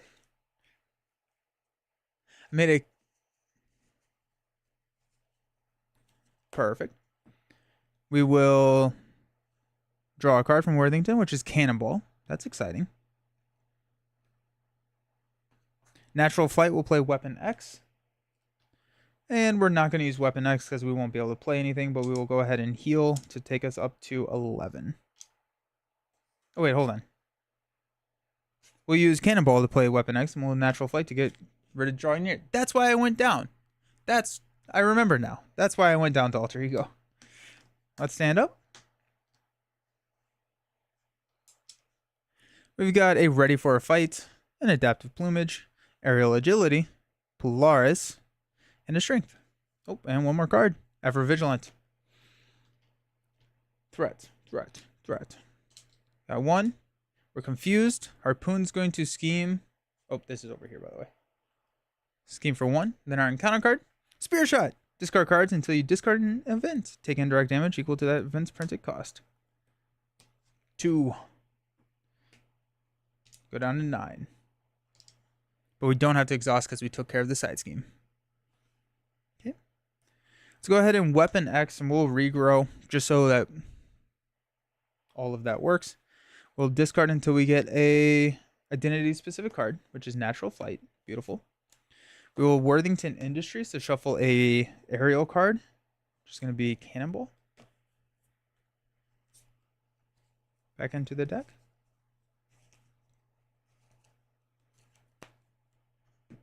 And draw a card into Ever Vigilant.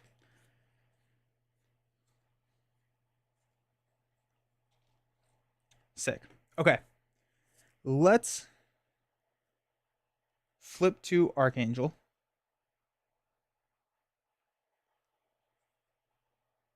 Let's use Strength and Natural Flight to play Polaris. We'll give Warpath a tough status card.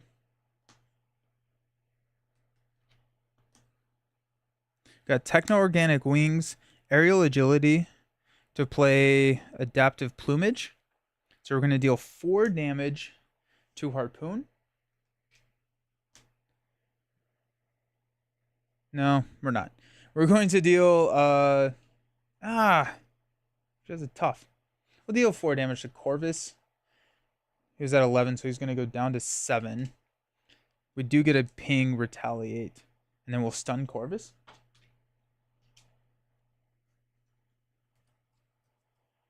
And then we get to deal 3 damage based off of our Angel of Death ability, which will go on Harpoon.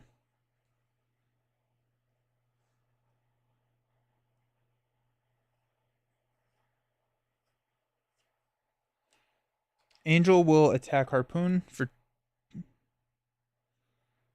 2. Yeah. Ooh. Oh, that's fun. I can use Angel of Death to take out Harpoon.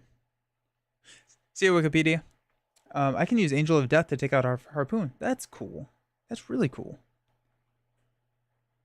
Huh. Nice.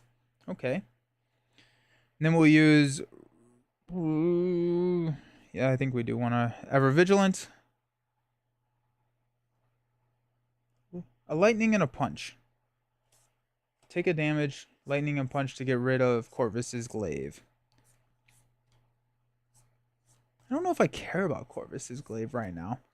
I think I'd rather...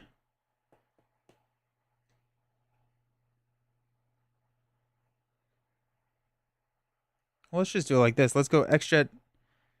No, we'll hang on to the Ever Vigilant. X-Jet, ready for a fight.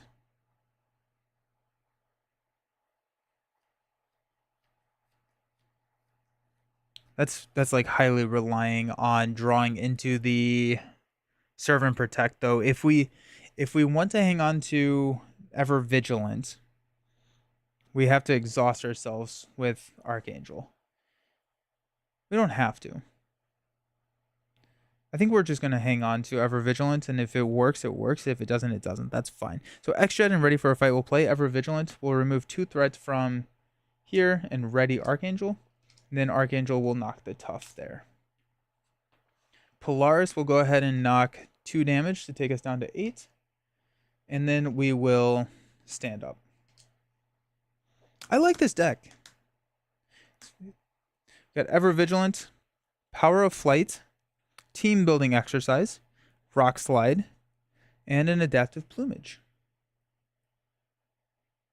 Okay. Let's add a threat to each one of these. We're also going to move that Focus Defense over here. Corvus is stunned. Oh, I didn't think about that. That's fine. Corvus is stunned. Harpoon.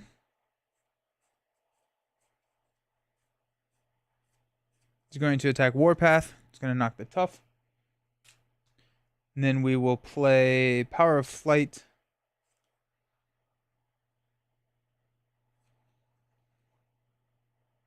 Yeah, we'll play Power of Flight with the X-Jet and Adaptive Plumage. So we're going to deal 4 damage to... Let's go to Proxima and take her down to 4. And stun Proxima Midnight. Then we're Angel of Death to take out Harpoon. We'll draw 2 cards. 1, 2 for the Change of Fortune. Beautiful. Love it. Encounter card? Harpoon's Harpoon. Oh, we get Harpoon back. Sick. Harpoon's back. And we're going to discard until we get a event. Take 1 indirect damage. We'll take that on Angel. Just like that. Okay. So we do have a Razor Dive, which we can use if we take out Harpoon.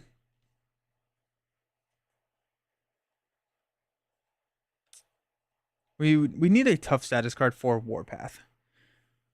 Or else he takes 3 damage from Harpoon, and I don't love that. I was an Archangel, so this should be 1 more.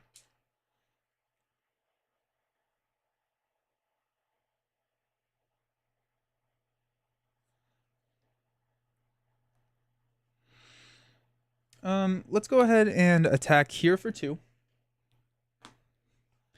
Organic Wings. No, wait, hold on. I'm sorry. Yeah, that works. Organic Wings will play Ever Vigilant. We'll remove 2 threat here and stand up. We will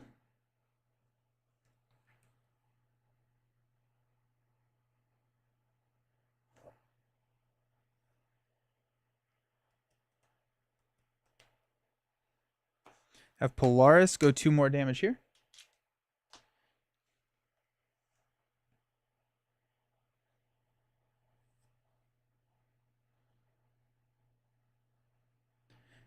Rock Slide and the Power of Flight will play Team Building Exercise.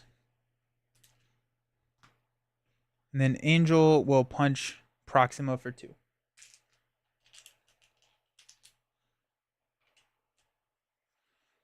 Okay, so worst case scenario, we can Warpath on the Harpoon attack.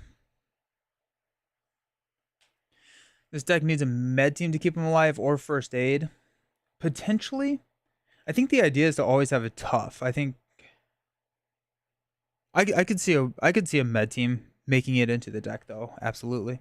Let's go Worthington to go, I think, an Adaptive Plumage. Or actually, let's just go Ever Vigilant. Let's just keep rocking the Ever Vigilant. But yeah, I could see med team. I could see med team making it into the deck. Stand up.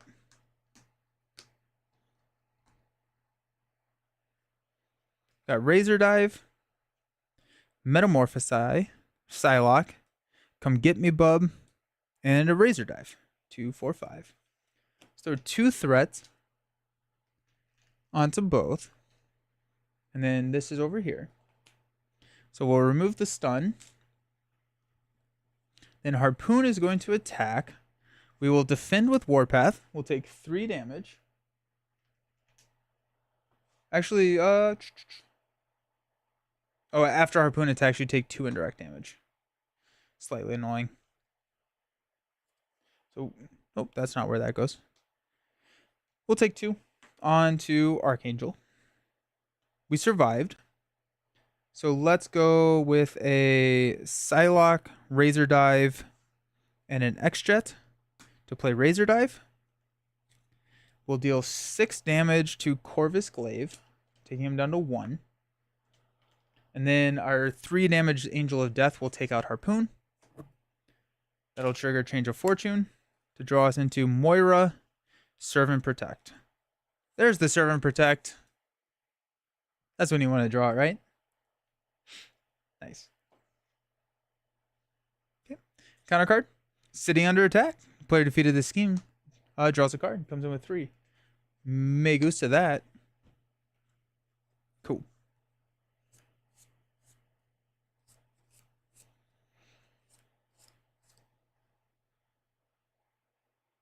Let's go Techno-Organic Wings to play Metamorphosis. We're going to flip into Angel, which means that we get to remove 2 threat from a scheme, which will be here. Take that down to 1.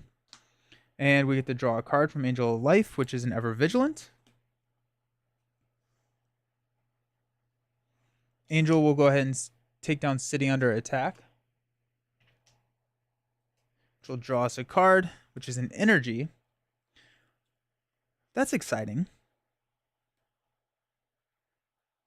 It's fun to draw money. Money is fun to draw.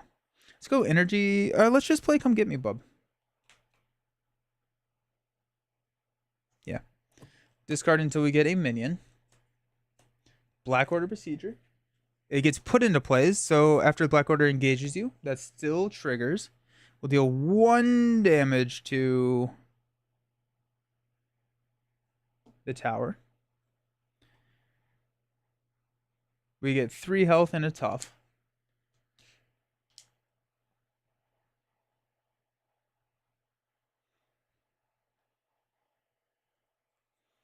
Energy will play Ever Vigilant. We will remove 2 threat from Under Siege and Ready Angel. Angel will go ahead and thwart 2 here. We've already used Angel of Life. Let's use Worthington to shuffle in probably Razor Dive.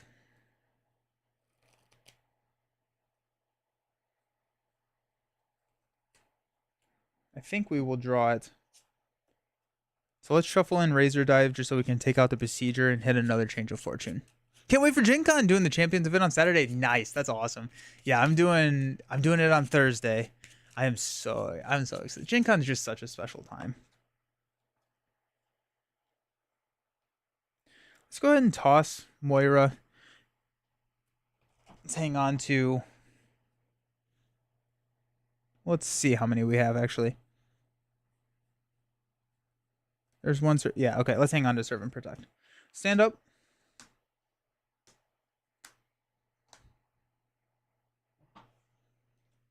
We have Serve and Protect, Genius, Avian Anatomy, Metamorphosis, and a Come Get Me Bub.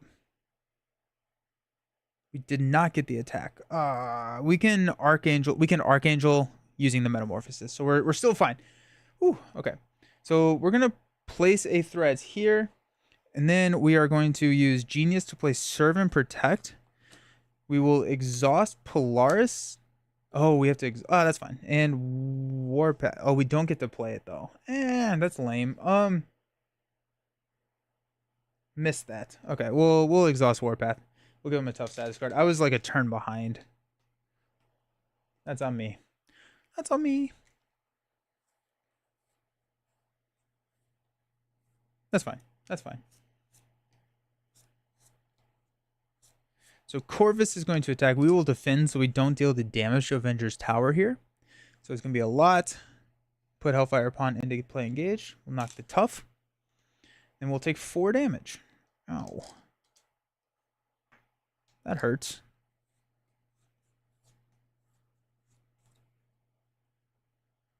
Okay. Encounter card. Another Black Order Besieger.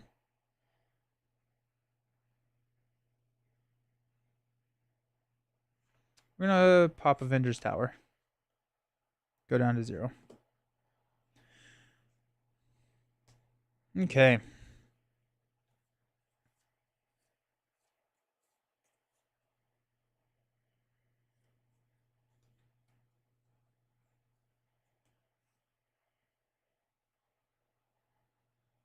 Let's use Avian Anatomy and Team Building Exercise to play Metamorphosis. We're going to flip into Archangel form.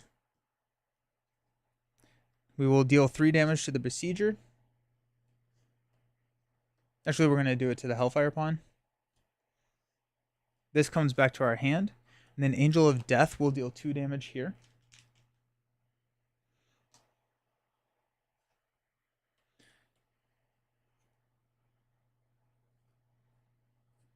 Techno-Organic Wings will play Metamorphosis. We're going to flip into Angel. Or we're going to flip into Alter Ego. So we get to draw a card.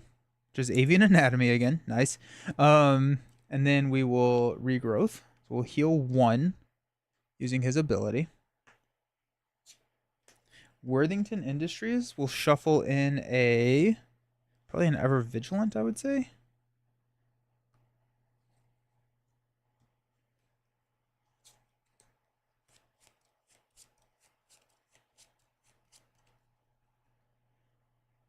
Ooh, actually not an Ever Vigilant. Because we can Weapon X this thing. Let's go Metamorphosis.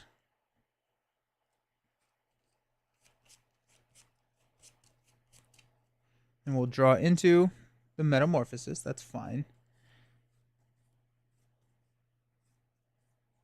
We still have not used a form change. So that's kind of fun. Let's weapon X to go down to 4 to discard until we get Razor Dive. That's going to knock us into another encounter card. I was not expecting this game to take 2 hours. We may need to postpone the Magneto game. So I got a lot of stuff to do before Gen Con. Okay.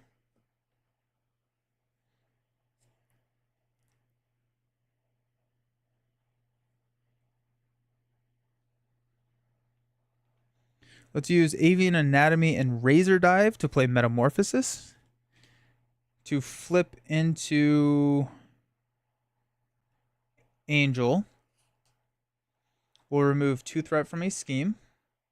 And we have not triggered Angel of Life, so we'll draw into a Serve and Protect. Metamorphosis comes back to our hand because of Avian Anatomy. We'll use Extrat and Come Get Me Bug to Metamorphosis into Archangel. It's going to deal 3 damage to the Besieger here. Then we'll use our normal flip back into Angel. We still haven't done that. We do have a Serve and Protect, which I may just toss. I don't think I need Serve and Protect here, because I don't have anybody that I'm going to exhaust. So let's toss Serve and Protect. And stand up.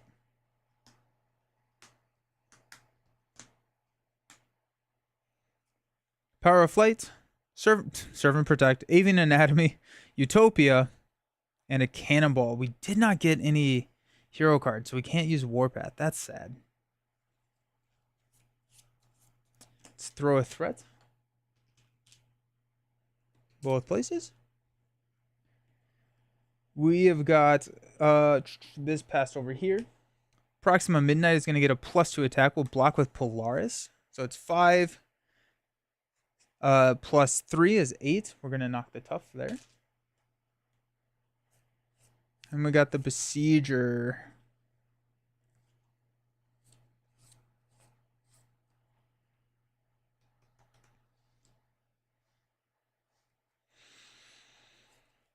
I'll defend the Besieger's attack. We got 2 encounter cards. Oh, and shoot. Did not think about this. So it's actually, after this activation, she's going to activate again. So without getting a boost card. So I'll go down to 1 health, I guess. Yikes. I hate it. 2 encounter cards. Celine with Quick Strike and Villainous. So we will defend with Warpath here. At the other villain scheme and attack. So this is going to be +3. It's going to knock the tough. We do not have a card to play. So that's sad. And we've got Rain Fire. Deal 3 damage to the Avengers Tower. Wow.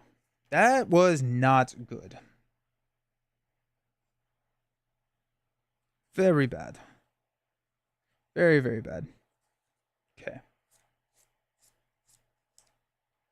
Corvus is confused, so that's good. Let's Techno-Organic Wings to ready.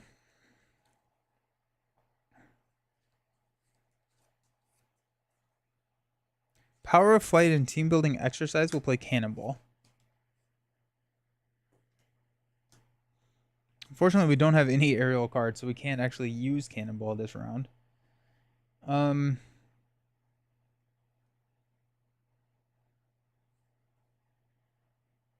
Oh, actually, you know what? Before we do that, X-Jet and Avian Anatomy will play Utopia. We're going to thwart 2 here. Then we'll play Cannonball and use Utopia to ready. Does Canada have its own Gen Con? I'm sure it has some kind of convention. I'm sure it does, yeah. Worthington Industries is going to shuffle in a or Razor Dive.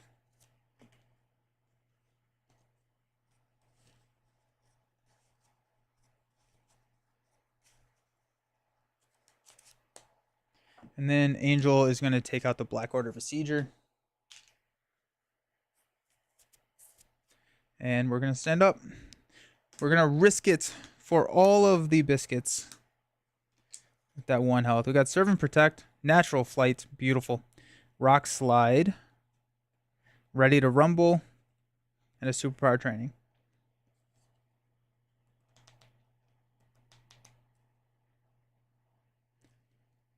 How many states?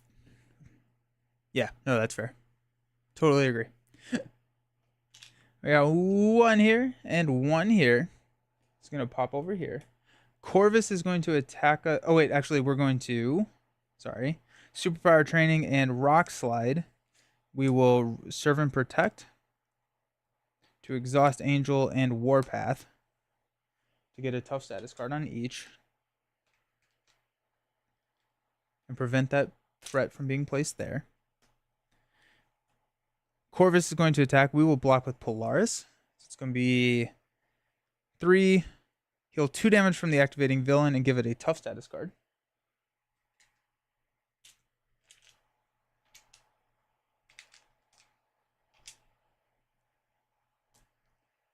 Okay. And then Celine is going to attack. We'll take it. It's going to be 1. We'll place 1 here. Knocks the tough. Our encounter card, Proxima's Power. Proxima is activating against you. So I'm going to block with Cannonball. I'm going to give her +2. It's going to be 5. Place a counter. And knock out Cannonball. Ah!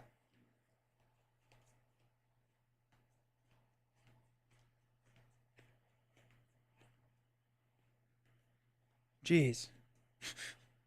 Alrighty. Let's go Techno to Ready.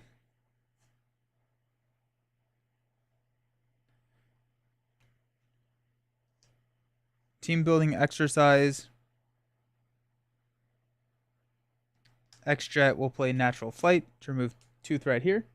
I think we're gonna pop this. I think we're in a losing situation here. Flip down. We're gonna heal and regrow. We will Worthington to shuffle in Metamorphosis. If we can draw this Metamorphosis, we're gonna feel potentially better. Yeah. I do wonder if this would be better in multiplayer.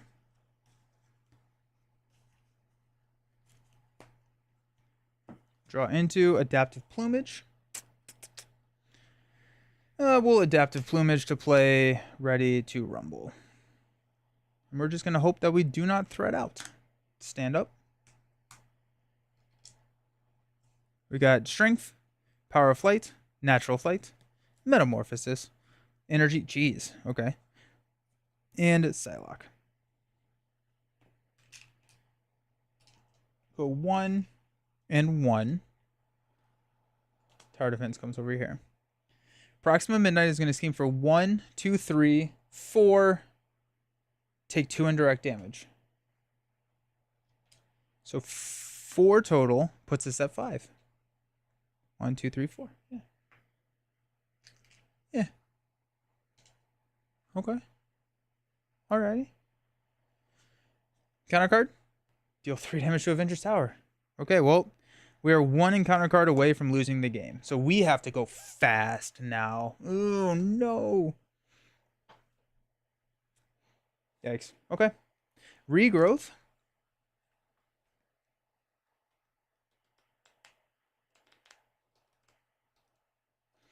We'll go Worthington to go Adaptive Plumage into the deck.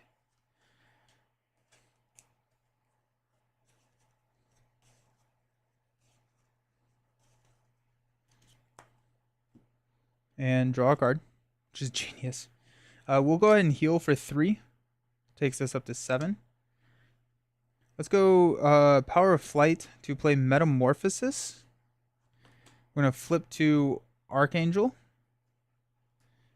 And let's go ahead and deal...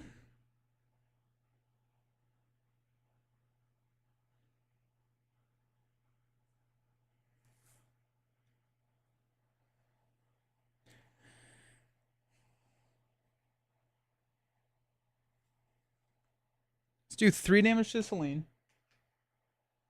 And then Angel of Death to knock Tough. Ready to Rumble will proc to Ready.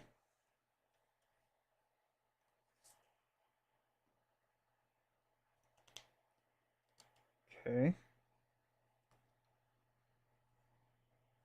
Angel is going to go ahead and knock Proxima Midnight to 0.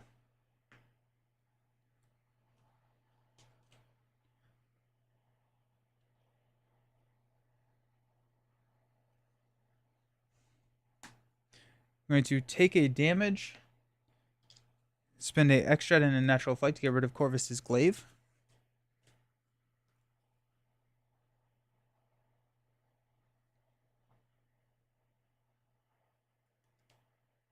I'm going to use my once per turn flip to go into Angel.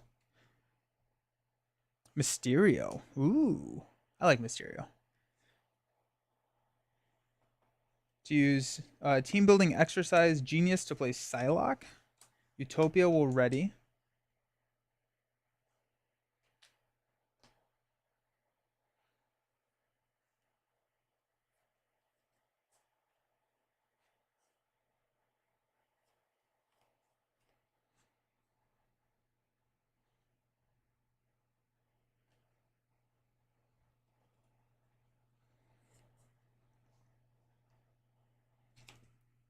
Psylocke will poke a damage here. We heal 1 from Angel. Angel's going to go ahead and take out Celine. We will ready. Go ahead and thwart here. Take this down to 3. I'm going to toss an energy. Hang on to a strength. We need to deal damage. All right, let's stand up. Got strength, aerial agility, metamorphosis, perfect. Come get me, bub. Establish perimeter. Sweet. Oh.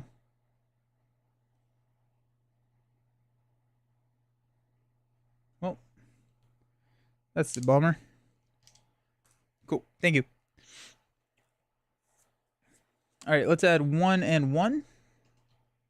This is coming over here. Corvus is going to attack. We will defend with Warpath. Going to do 2, 3. That's going to knock our Tough. We're going to use a Strength to play Metamorphosis. To flip into Archangel. Deal 3 damage to Corvus, which will move both of them into stage 3.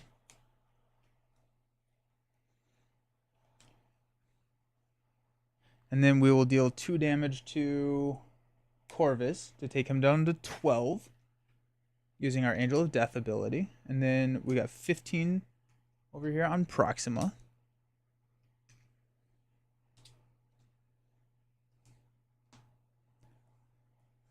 Okay. Change of Fortune triggers. Adaptive Plumage and Ever Vigilant. Nice. That was satisfying. I took health away. Or did I add it? Should I be at 6? I think I should be at 6. Yeah. Encounter card, Black Order Procedure. We'll take 2 damage on to us. Down to 4. Alrighty.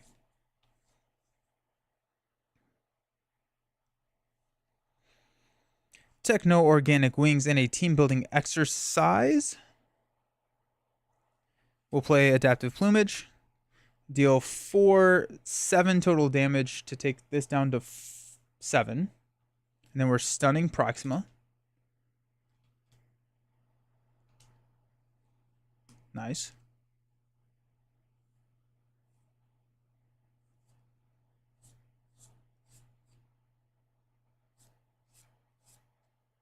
Let's go ahead and punch the Black Order Procedure for 2.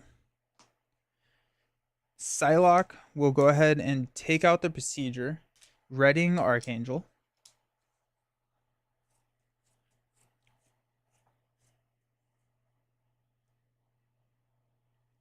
Archangel will punch Corvus for 2.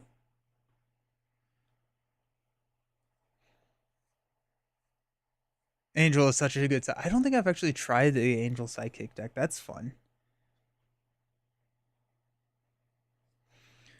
Let's go ahead and flip into Angel here. Let's go X-Jet and establish Perimeter to play Ever Vigilant. We'll remove 2 threat from here. And ready Angel, and then draw a card, which is Servant Protect. How intriguing. I don't hate it. Let's go Worthington to shuffle in Razor Dive.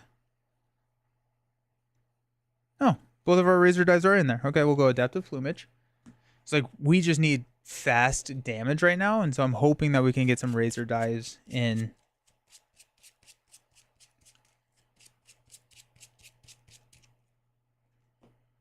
Go ahead and thwart here. And yeah. We're going to hang on to Serve and Protect. And let's stand up.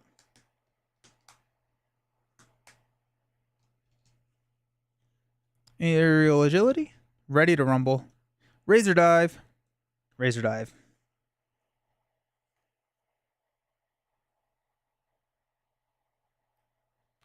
Real talk, though.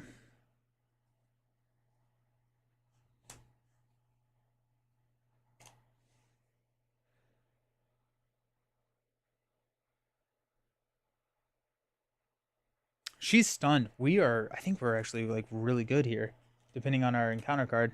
Let's pass over here. I was like, can I just defend? We're not going to play Serve and Protect. Got 1 and 1 there. She's stunned. Our encounter card is Sebastian Shaw with Toughness and Villainous. And then we cannot, or after he's attacked, we give him a face-down boost card. He can't attack for the rest of the turn. But.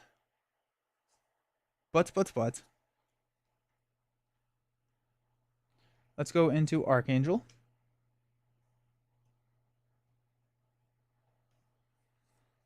To use Techno-Organic Wings Team Building Exercise to play Razor Dive. So we'll deal 6/9 damage here, taking this down to 1. Archangel will attack here for 2. Psylocke will attack here for 1. Then we've got another Razor Dive to go there for 5. Ooh.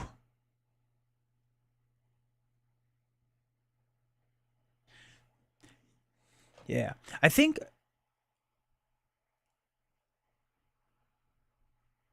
Yeah, right. Whenever I do one of those blitz finishes, like, could I have done that like 3 turns ago? Would that have been like a winning strategy? Probably, but here we are. Yeah, I think I would be. I'm interested to see how this works without like the 2.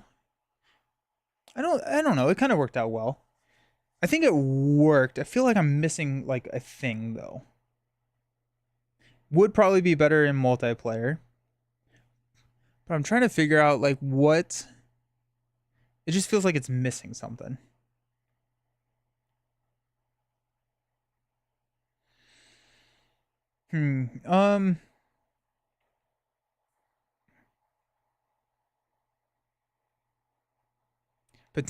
Potentially.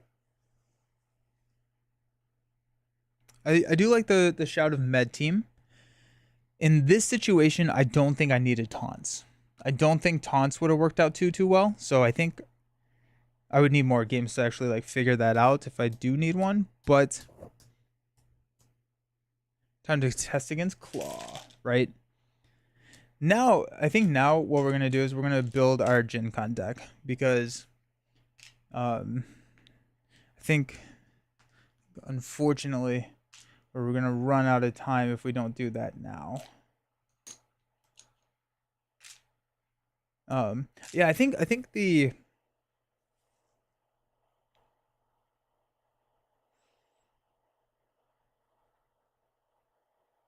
I'm trying to think of like would there be a situation where I would want to run like a Dauntless or something? Someone who's playing a tad more expert, I can appreciate watching other people play it now, But alas, expert still is a natural. Expert's tough. Expert is tough. Yeah, med team is good. Med team can also just heal Angel. Um, keep Angel out there. Warpath. Yeah.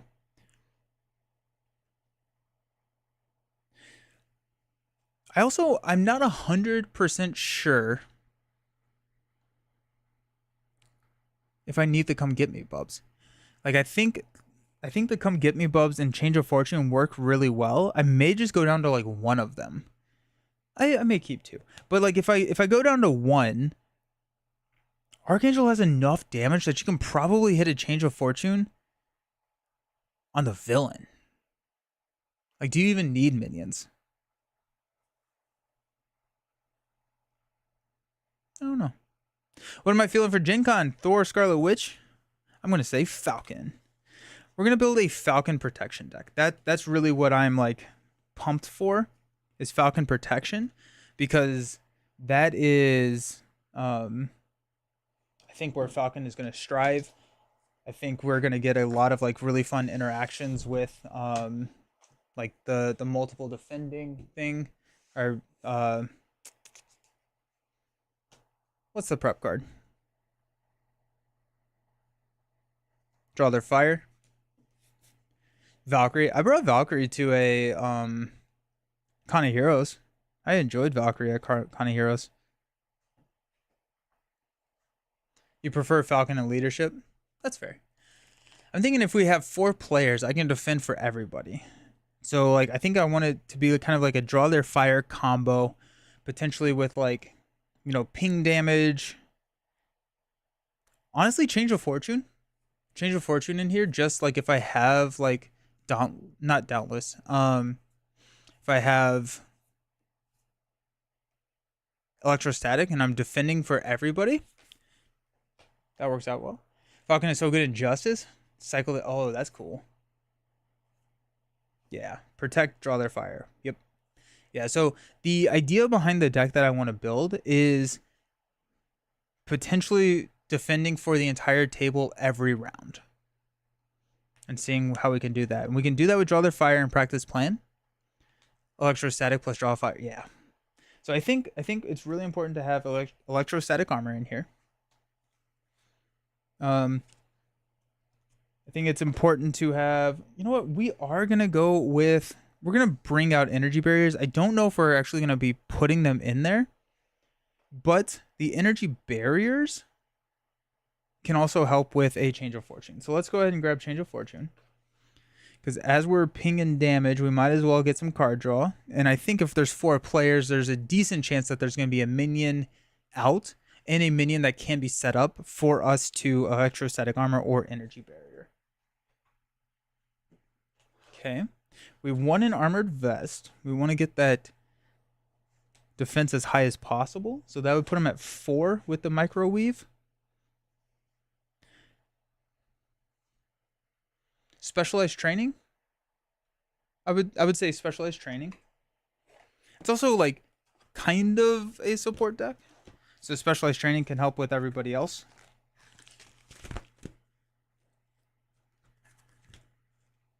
You said energy shield attached to a character. When the attached character would take any amount of damage, spend X resources and prevent X of that damage. That could be really fun to. So that could be really fun for allies. Fun question: Who pays the who pays the energy? Do I pay the energy or do they pay the energy? If I put it on someone else's ally or their hero, I think they do.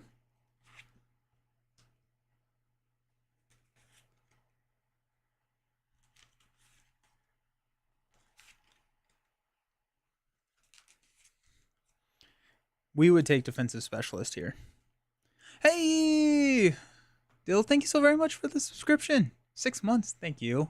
Appreciate it. Hope you're doing fantastic.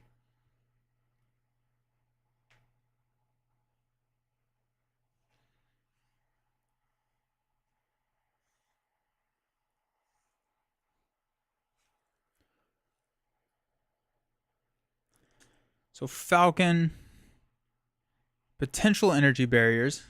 Got the electrostatic armor, armored vest, defensive specialist. So that's going to put us at 2, 4, 5. And then change of fortune to hit with either the energy barrier, electrostatic, or the microwave. Then draw their fire is like defending every round. Protection player throws out specialized training. Okay, Justice player, you got this. I really want +1 defense.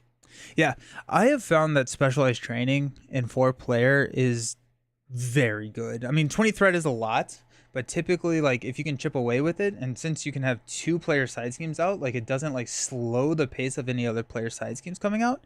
But because it's +1 defense, it's also +1 attack, +4 hit points, and +1 thwart for everybody, and it's 4 Avengers mansions. Yeah, so it's like 20 threat is a lot. However, if you can hit it so that you can like if you can clear it and everyone gets their 4 card draws, it ramps up really quickly. Woo, Gen Con. Thank you, Leroy. I appreciate it. Yeah, if you can clear it early, yeah, 100%. Maybe Cannonball, Cosmos, Jocasta, and Nick Fury. Ever vigilant, desperate defense, never back down. Yeah. 3 copies of practice plan. I think I like practice plan in here because that's going to be able to recur, draw their fire.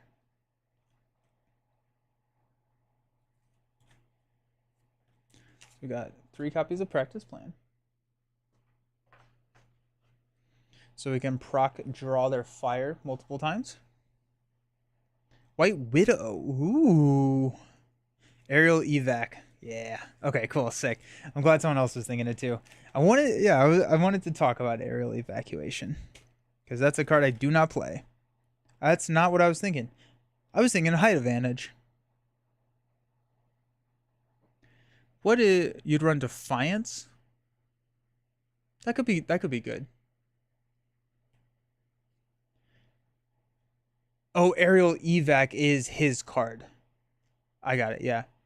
Practice plan to recur aerial evac and draw their fire. Yep. Yeah. I think height advantage could be kind of interesting. While your identity has the aerial trait, reduce the amount of damage you take from each enemy attack by 1. So if I'm defending for everybody, though, if I have 5 defense, I don't know how frequently I'm going to need that. Especially, I think it takes up the same slot that energy barrier does, and I think I'd rather have energy barrier. Angel's Area is fantastic. Good shout there. Yep, definitely like Angel's Area there.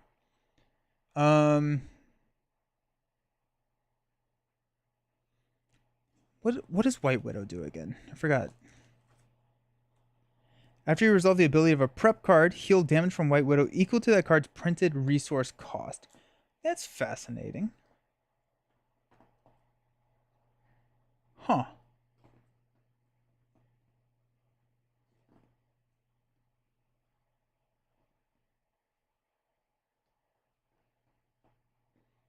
Did we ever see how stuff like that upgrade is going to work in massive multiplayer? I assume it counts your group. Because the massive multiplayer symbol is like 3 icons of the players. Yeah, just by retaliate, energy barrier, and the microwave, I think is how we're going to trigger change of fortune. I think the idea, because it's a multiplayer deck, we don't have to have all the damage. But if we are defending against all the minions, we can ideally have someone set it up so that they can put 1 health, leave a health on a minion.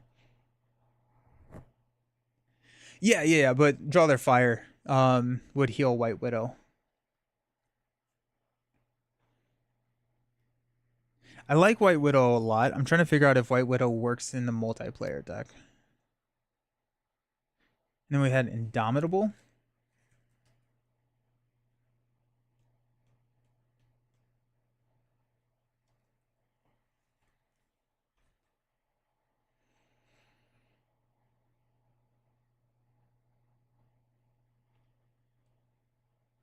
Well, we definitely want Unflappable.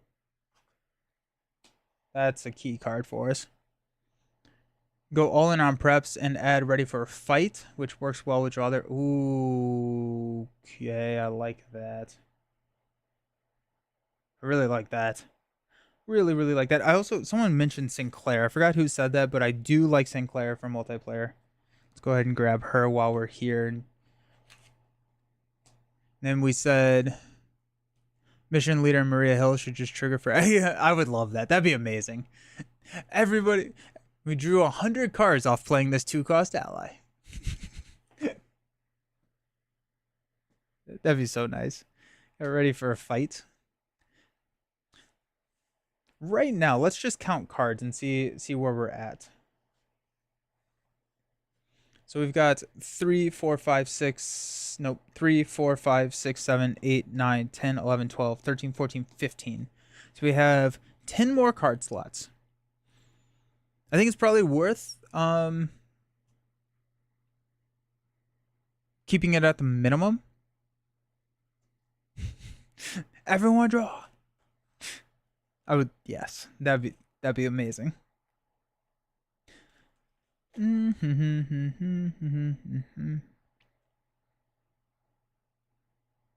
go 2 ready for fights or 1?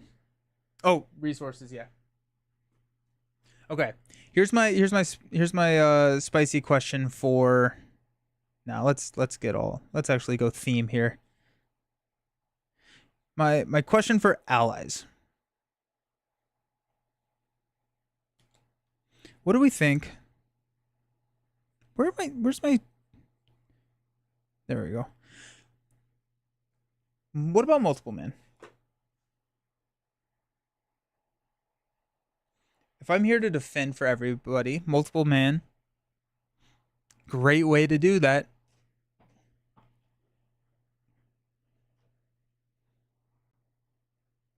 Power of flight times 3.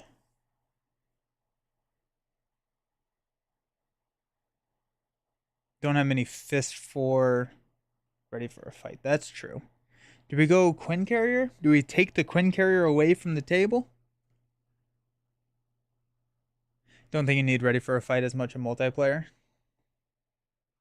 That's fair. We could go Iceman. I think Iceman is a really solid multiplayer ally.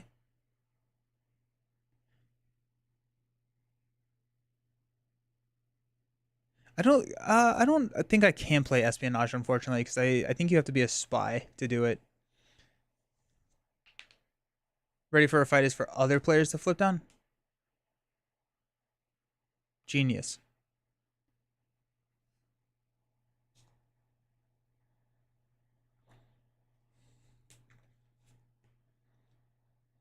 Let's just see where we're at.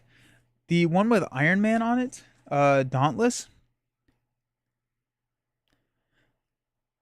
I think there's a world let's try it. I think there's a world that I don't have any damage on me, especially once I have Angel's Airy out there. I don't think Dauntless is going to trigger immediately. I think we're going to start taking some decent damage, but I could see it being good. Do we think we need Power of Flight? I'm not adding any flight cards or aerial cards. It would help with draw their fire a lot though. I think I need some resources. I think I like Avengers Mansion in multiplayer. Can't see it. I like Avengers Mansion there. Do we like Quinn Carrier or Helicarrier? Or both? I like Helicarrier because you can pass it in multiplayer. Aerial allies and then aerial intervention. Is that the exhaust? When a character would take any amount of damage, exhaust aerial prevents up to 3 of that damage. Interesting. That's cool.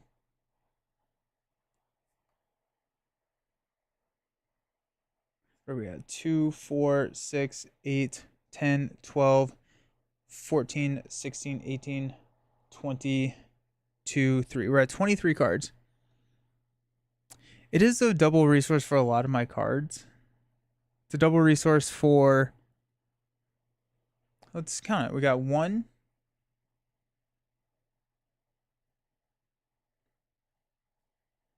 2, 3, 4, 5, 6, 7, 8. So it's a double resource for 8 cards. Power Flight 4, draw their fire. That makes a lot of sense. And also Red Wing, because Power Flight, if we are spamming Red Wing, then Power Flight makes a lot of sense.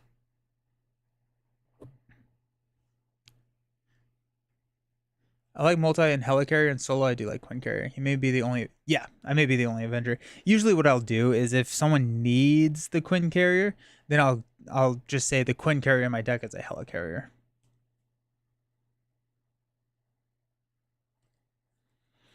We got 2 Power Flights. That puts us at 40. So if we wanted to run minimum, that is it. We said anticipated attack. What was anticipated attack? Is that the one where you... Nope, that's I was thinking anticipation. Anticipated attack is the... There's a side scheme in the victory display. When an enemy initiates an attack, give your hero a tough status card. I like it. I don't... Do I need toughs? Go Green Ranger. I don't think it will be spamming Red Wing. It will be spamming Draw Their Fire. That's true. That's true as well, right? Like, because Practice Plan effectively is 3 more copies of Draw Their Fire, which puts me at 11. With Red Wing, yeah. I like Power Flight. Power Flight's in there. Yeah. TBE. Team building exercise, yeah, good call. It allows you to defend while exhausted. I don't know if I'll be exhausted, though, because Draw Their Fire, it's going to keep me unexhausted. The idea is it's going to keep me unexhausted. I guess there probably could be things that exhaust me, which could really, really mess some stuff up.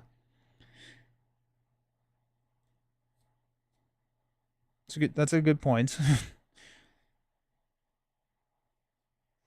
TBE. If you are going to run Power Flights, I cut the energy barriers and run Ever Vigilant. I don't think I want to go...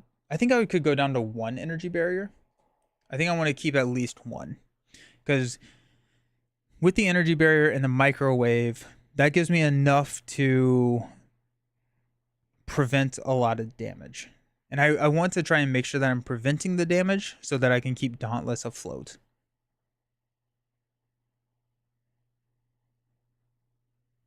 Angel's Aries feels the same need as energy barrier. Okay. I do... I guess, like... Oh, okay, so...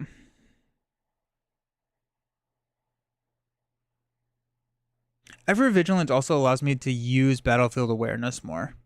Because if I don't... I don't probably need Battlefield Awareness for the defense once I'm fully set up. So an Ever Vigilant would allow me to ready and use that for something. Let's grab 2 Ever Vigilants.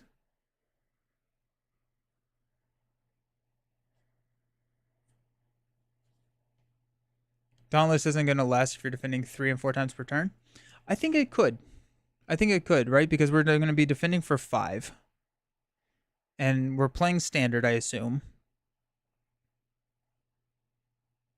So I think there's a very good chance that it could.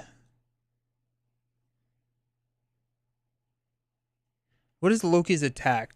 Does anyone remember what Loki's attack is from the new scenario coming up? Oh, he has multiple. He gets up to 3. So if he hits a 3 boost, it would pop the microwave.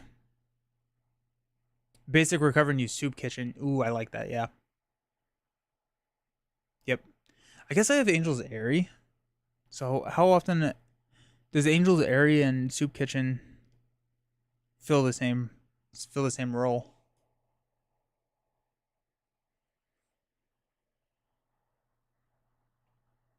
I like Soup Kitchen though. And Sinclair. Well, Sinclair is there for other people.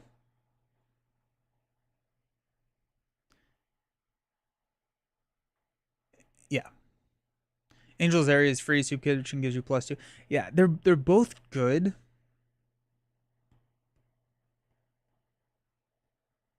I think I like Angel's Area. I don't know.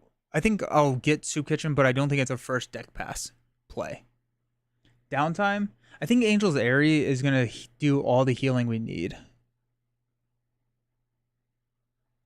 You think downtime? I don't think I'm ever recovering.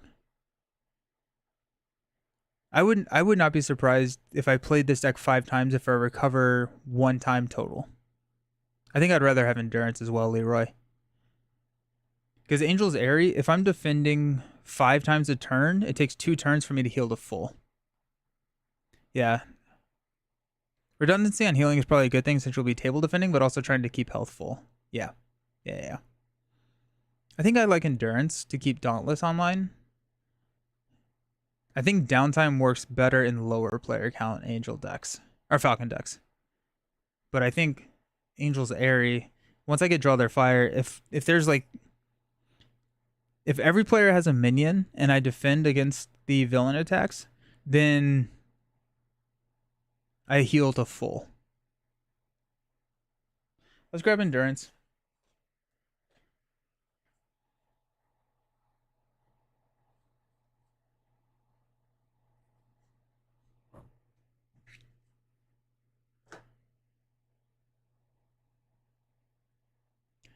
Where's my phone?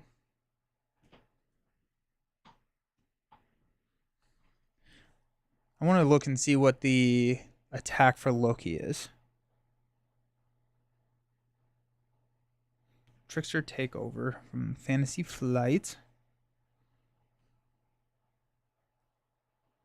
1 attack.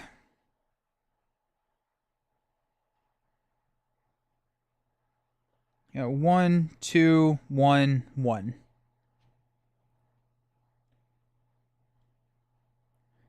So maximum 2. Symbiote Suit is not a bad shout here. I'm not gonna lie.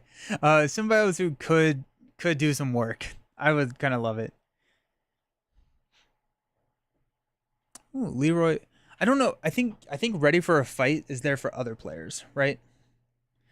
So when an enemy would scheme, discard this, then the enemy attacks you instead. So it allows other players to flip down to Alter Ego and prevent schemes. So I don't know how frequently.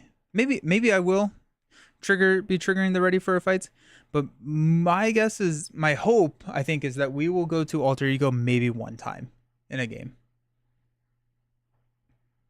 You have to remove all the counters. Yeah. Symbiote Suit. I so okay, when people play Symbiote Suit and like everyone's like, "Oh, dang, like what?" I don't in 4 players, I don't think Symbiote Suit's a bad card to play at all. And it also keeps I don't know. I may just play Symbiote Suit. Oh, you think that the encounter cards in Loki's deck are bad? You like Airy better than Sinclair? Yeah, I don't think I'm gonna be using Sinclair. I think Sinclair is out there for other players to use to remove the statuses and then heal. 4x Symbiote Suit. Let's go, Darth Raven. I love it. Negates a scheme without any drawbacks. Yeah. I love that, Skelly. Was that you who said that initially? I think that's a just fascinating shout. Bigger issue is you don't have the econ to really afford it. I don't have the econ to really afford Symbiote Suit.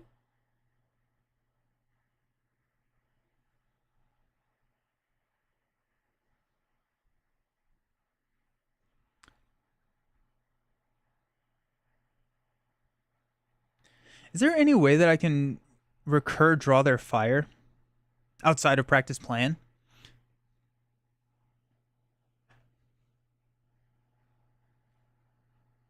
It's a turn full of money. So right.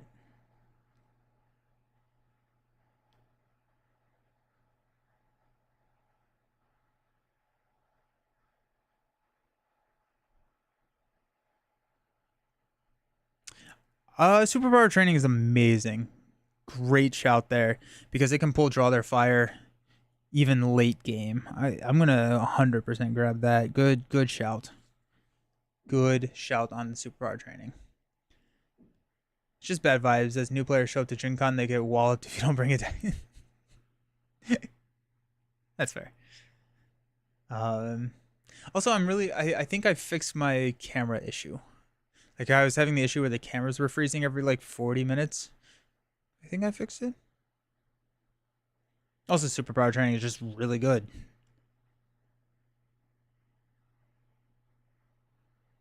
Okay. We're only at 2 allies, which is not horrible. But I could run like a Nick or somebody. But let's count cards real quick. We're using NDI can. No, I was using it's an Elgato Camlink, but I upgraded my motherboard and I was putting it into a USB 3.0 slot, and I think that the bandwidth of the camera was overloading the 3.0, and so I switched it to a 5 gigabyte um a 5 gigabyte port in the back. I just had to get longer cables. Nick, Cannonball, and Starhawk are my favorites. All the basic side schemes and such a good idea. Tutors are always rad. Yeah. Alrighty. So let's look at the deck real quick.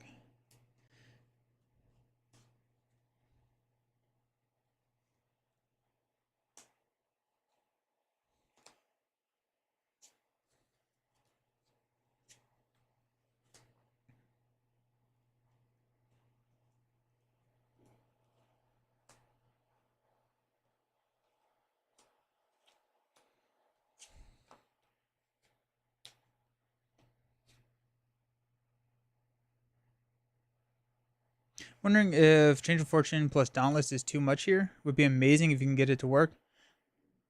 I think it's also like the microwave, the energy barrier, and the electrostatic. Because I'm always defending minions as well. I'm hoping that it's. I think it's a nice to have, and it helps me pay for Draw Their Fire again.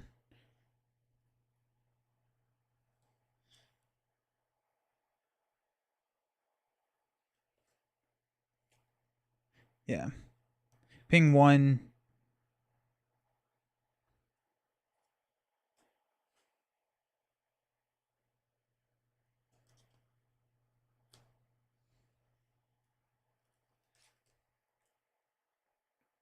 Especially if leadership is drawing. Yep, that's true. Yep, I mean there's potentially support for other players as well. From other players, I should say. Sorry. Camlink only supports 4K 30. Yeah.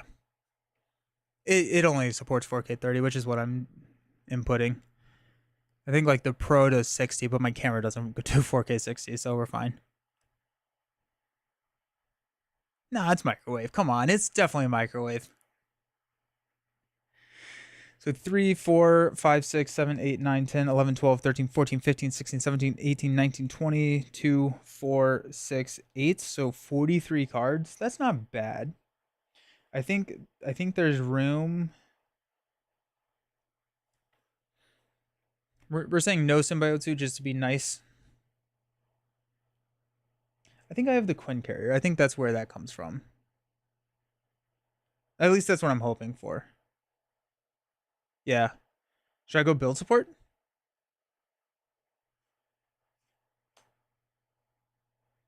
Should I throw in a build support as well?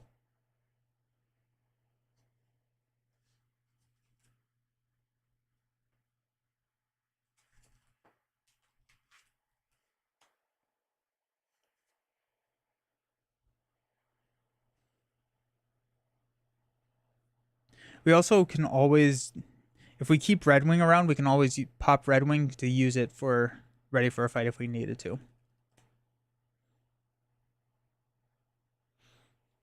Is it bad to have 2 build supports? Having extra resource rocks is always good.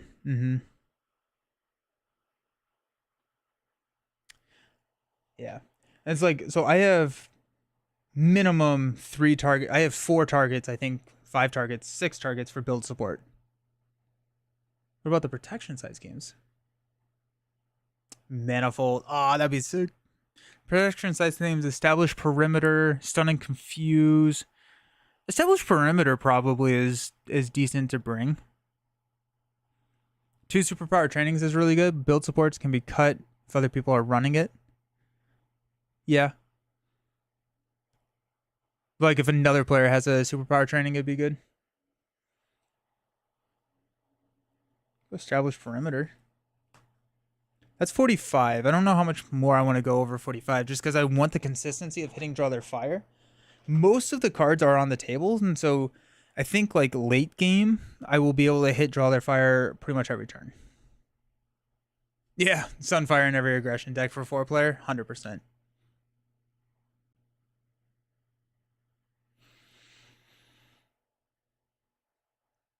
We could go with another ready for a fight. 4, 5, 6, 8, 10, 12, 14, 16, 18, 20, 2, 4, 6, 8, 10. We're at 46 right now. What do I do when I don't have draw their fire? I think I'm building, right? I think this is a late game deck, right? So I think the idea behind the deck is not requiring players to sink resources into helping themselves. And so when they do that, if they can do those resources, let me build, and then they just run after it. I am not counting defense specialist when I counted the cards. Yeah. At 46, I don't like only running Iceman. I'm gonna get Nick.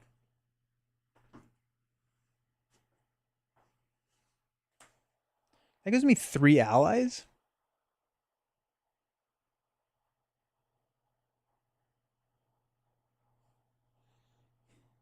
Am I cutting out cards? Do I need an energy barrier? If I have the microwave? Play through Sinister Motives. Aggression player forgot to include Sunfire. No! How are my cards organized to find everything?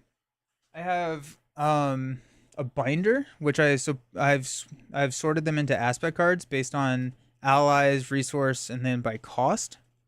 And then I put 1 copy of each card in the binder, and then over here in a box I have all the cards sorted into alphabetical order. So if like I needed to find endurance, I can just go in here and grab like all my E cards, so I can just find them there.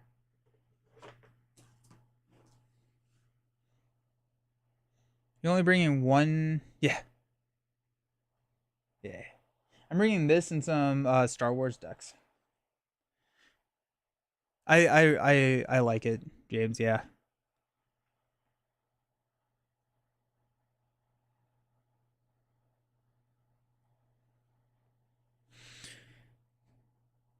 I could cut out the helicarrier. I don't know if I need the helicarrier.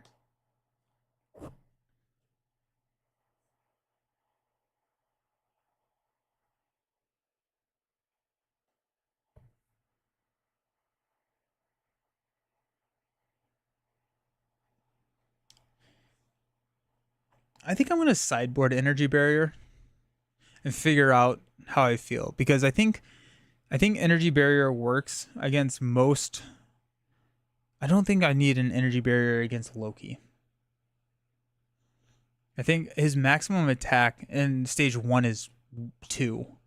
So it's probably 3 in stage 3, plus a boost card would be 6, and the microwave can help me there, right? So 2, 3, microwave is 4, 5, microwave ping is 6.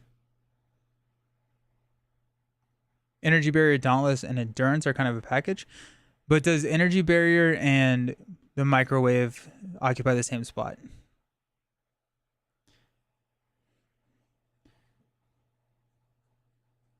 Like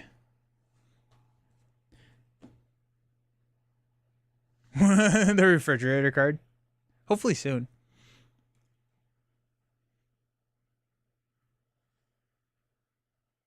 Right, so the microwave. Cosmo's interesting. It does act as a second copy of the microwave. I'm just kind of curious if we need it. Like, do we? I think if we are playing expert or if we're playing something that is not standard Loki, yes, we would. But since we're playing, I assume standard trickster takeover, the highest attack value in stage 1 is 2. The air fryer. That'd be amazing. Yes. Reminds me of like Zax or like a shock in the air. I can keep it. I can keep energy barrier. I mean, worst case scenario, like it thins the deck. I'm looking for acceleration at the beginning of the game to get the key components out.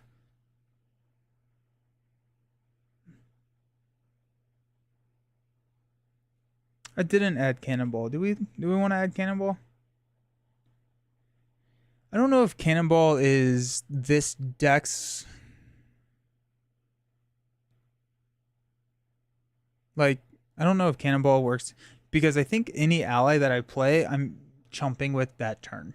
Unless it has an ongoing effect. Cannonball is really good here.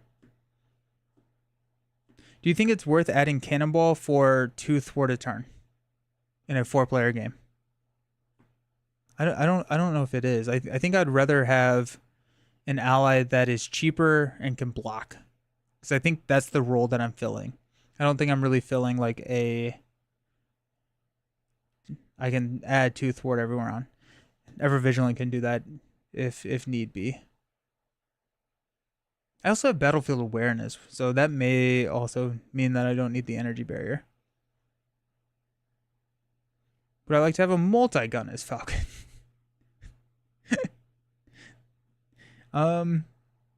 Potentially. Probably cut established perimeter. Yeah, that's fair because I'm not. Yeah, the times that I'm not defending, they should have enough health to figure it out. Cannonball is effectively a multi-gun. True. I don't. But like also in like 4-player, I don't. How effective is multi-gun? Only 8 aerial cards in your deck, if I remember correctly. You need 2 of them in your hand so Cannonball doesn't take damage. Yeah, I think I would rather have Vivian. Vivian is an interesting idea. We are recurring draw their fire. That's true. So there's always like one around. That's true. Huh. I don't think I ever really thought about that interaction of being able to pop. We talked about Cosmo. What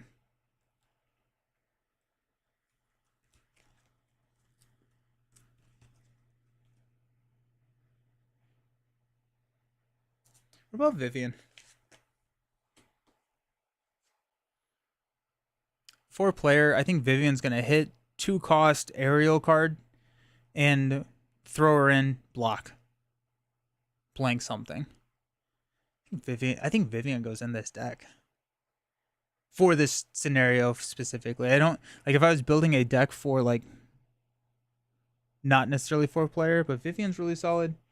What else did we say? We said Cosmo? We have multiple Cosmos. 1x Power of Flight. I'm playing this as we build. There are times where I just needed the extra resource.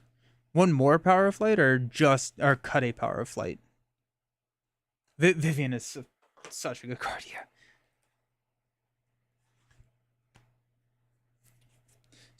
Storm? No, Storm doesn't. Go Angel? No, I don't want to pay. I'm looking at aerial cards.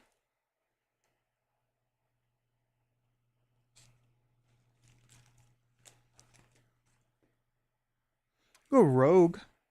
No, Rogue's too expensive for what I'm trying to do. Starhawk?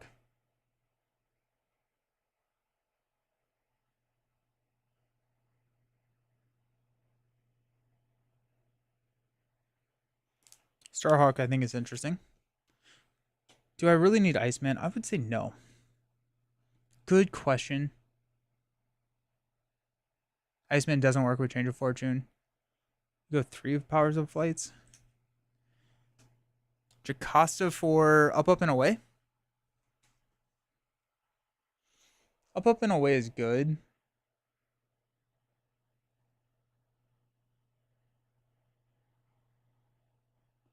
Yeah, I think like Iceman is really good in 4-player, but since we have Draw Their Fire, it's the same space, right? So I like the question, and I do think that Iceman. I'm gonna put all my potential allies up here. I think Nick is hard not to put into the deck. I think I like Vivian. I think I like Starhawk, mainly because these two can be played with one power of flight. Do I like Cannonball? I don't know. Like I like the idea of Cannonball, but like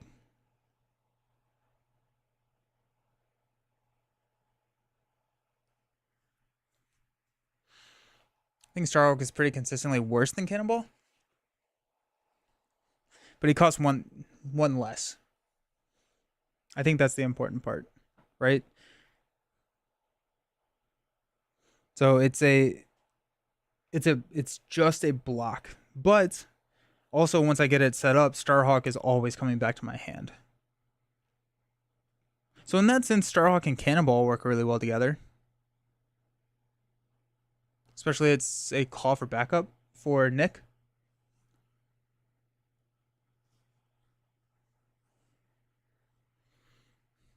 I'm at least gonna bring Cannonball along. I think it may be a game day decision, depending on the makeup of if Cannonball goes in the deck.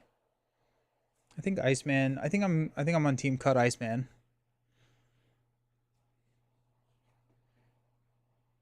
If Cosmo had an attachment or something, I think that could be nice. Where are we at? 4, 6, 8, 10, 12, 14, 16, 18, 22, 4, 5, 2, 4, 6, 7. We're at 47.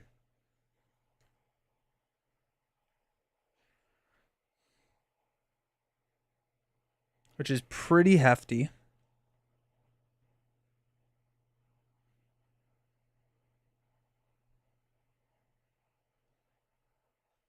I don't know if I need Cosmo. I think it's Cosmo or Cannonball. I think I'm gonna go Cannonball probably over Cosmo.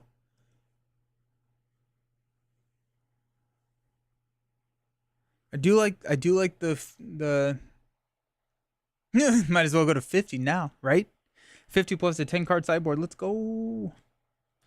The nice thing is we got 3, 4, 5, 6, 7, 8, 9, 10, 11, 12, 13, 14, 15, 16, 17. 17 of the cards are on the table. So like if we're at 47, our deck is going to be 30, which is still a decent bit.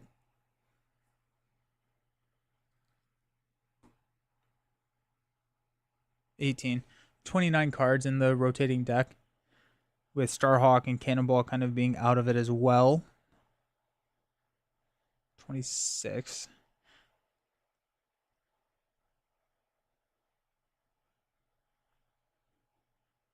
Yeah, the 3 cards that go to victory. So I think we're looking at like a once we're fully built out, a rotating 26 card deck, which is probably good enough to hit Draw Their Fire every turn. You cut Starhawk and Cannonball? Just go 2 allies?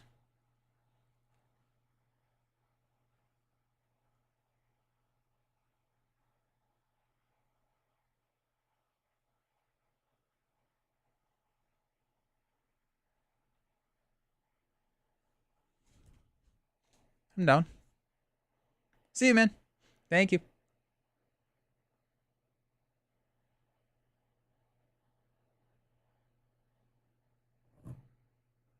Red Wing as the blocker. Yep. I forgot about Red Wing. Melinda may seem too costly. Who's Melinda?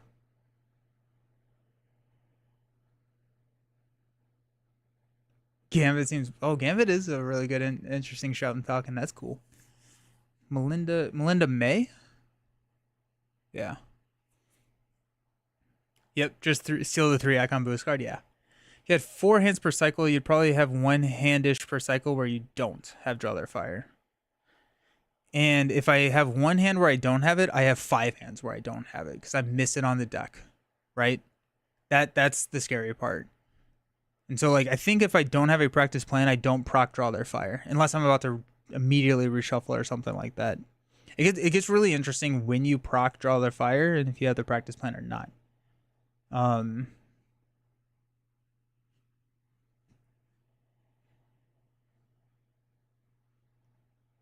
I think I really like this deck though.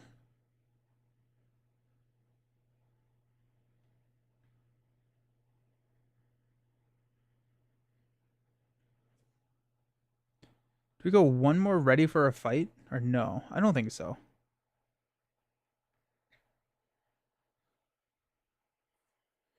Oh, Melinda lets you cycle the top card. I gotcha. 4, 6, 8, 10, 12, 14, 16, 18, 20, 2, 4, 5. Yeah, so this is 45 cards. I like it at 45. Feels really consistent. Blade as a blocker. I think I would rather put in Starhawk. Brother Voodoo grabs an event. Not 100% sure if I need the events. I think Sinclair also easily covers for people who can't. That's true. That's very true. Like I have things in here that help people if I can't block for them. Yeah, Red Wing too. Yeah. Ready to Rumble seems to be clunky. I don't think I'm going to be flipping. That's the thing. Like, I think the goal is to go down one time. Once I'm built out, I have enough counters on Angel's Area to put me to full health. That's when I flip down. And then I heal to full. Then I never go back down. So I think Ready to Rumble. Ideally, I wouldn't need Ready to Rumble. I like cutting it down to because then also we can just spam Vivian more frequently. I think I like that. I know I like that. Get aerial evac. Oh, true. I do have aerial evac. Soaring acrobatics. Yeah, you're fly. That's good call. Good call. What about yeah? Do we like soaring acrobatics in the deck? Do we need soaring acrobatics in the deck, or is that overkill? I mean, we'll be ready going in, so we can hit a battlefield awareness, soaring acrobatics. We can thwart as well.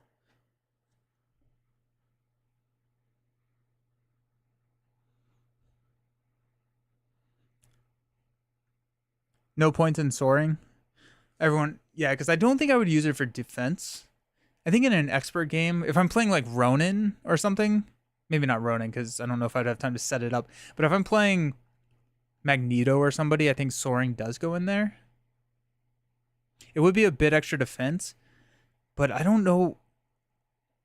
I don't know if we're gonna need the defense. I think that's my main thing, right? Because the most we're gonna get hit for is 5, potentially 6 if a stage 2 Loki has a 3 attack. It would take the place of Energy Barrier, and I think I like Energy Barrier better because of Change of Fortune.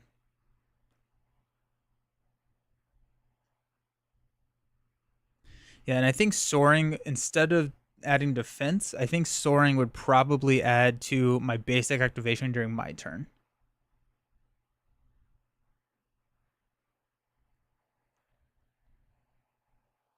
Clearing a 3 thwart scheme. Be nice. I'm hoping that there's a Justice player that helps with that, though.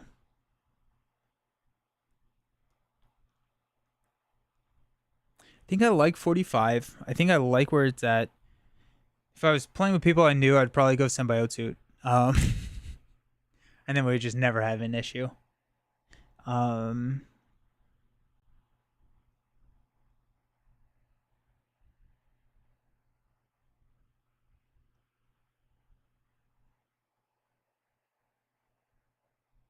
it could get down to 3, though.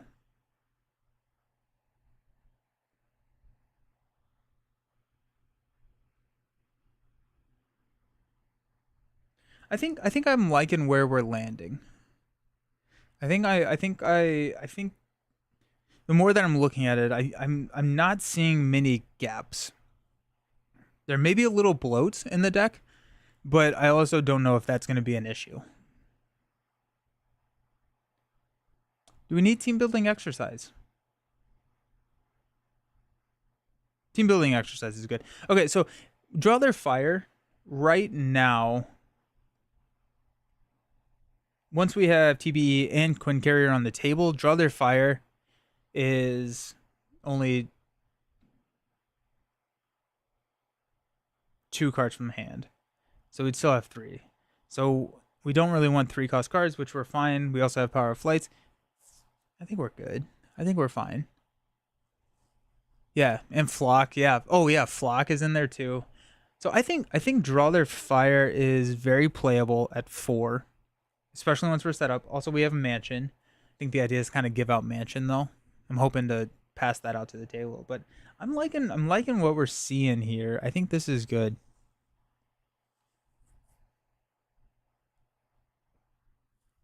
It will also have more than 3. Nice. Sweet. Okay. I'm excited. Not if the Justice player is good. Yeah, I'm excited to see how it goes. I'm pumped to do it. Depending on how Gen Con is going, I'm hoping to be able to do kind of like a short, quick review, like in the form of a short right after I play it. I'm bringing my equipment to do kind of that type of video. So I'm hoping to be able to get a first impressions of Trickster Takeover, which should ideally be out on Thursday. Again, Gen Con, all of a sudden you blink, you've been in 400 meetings and it's Wednesday of the next week. So my plan is to have that review out, and then I'm excited to see how the deck goes. I'm really pumped to see Falcon in 4-player. I don't think you can give Mansion to people, just draw them cards. I think like initially I'm taking it myself, but like ideally, right, I'm going into the hero phase plus 3 cards, plus 4 cards if I recur Draw Their Fire, right? If I can change a fortune and unflappable, that's plus 3 cards.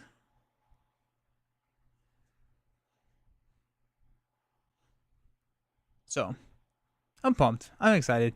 So if you're gonna be at Gen Con, let me know. Let's hang out. Let's if you're playing on Thursday, let me know. Let's see if we can get a table. But yeah, looking forward to seeing anyone that will be at Gen Con. If you're not going to be at Gen Con, hope you just have a fantastic week. Oh, Mansion says choose a player and have them draw a card. Sorry. Yeah. So Avengers Mansion, Exhaust Mansion, choose a player. That player draws a card. So you can choose somebody else. You don't play it under them. You can just say you can draw a card. Yeah. But yeah, if you're gonna be at Gen Con, hope you have safe travels there. Hope you enjoy Gen Con. And then if you are at or if you're not at Gen Con, hope you have a fantastic week. I think I will be back. My goal is to be back streaming on Tuesday. We'll see how tired I am. So, yep, appreciate it. Thank you all for hanging out and watching the deck build. I had a lot of fun collaboratively deck building with y'all. That was a good time for me. So hope you all enjoyed it as well. But see you around and potentially see you at Gen Con. Peace.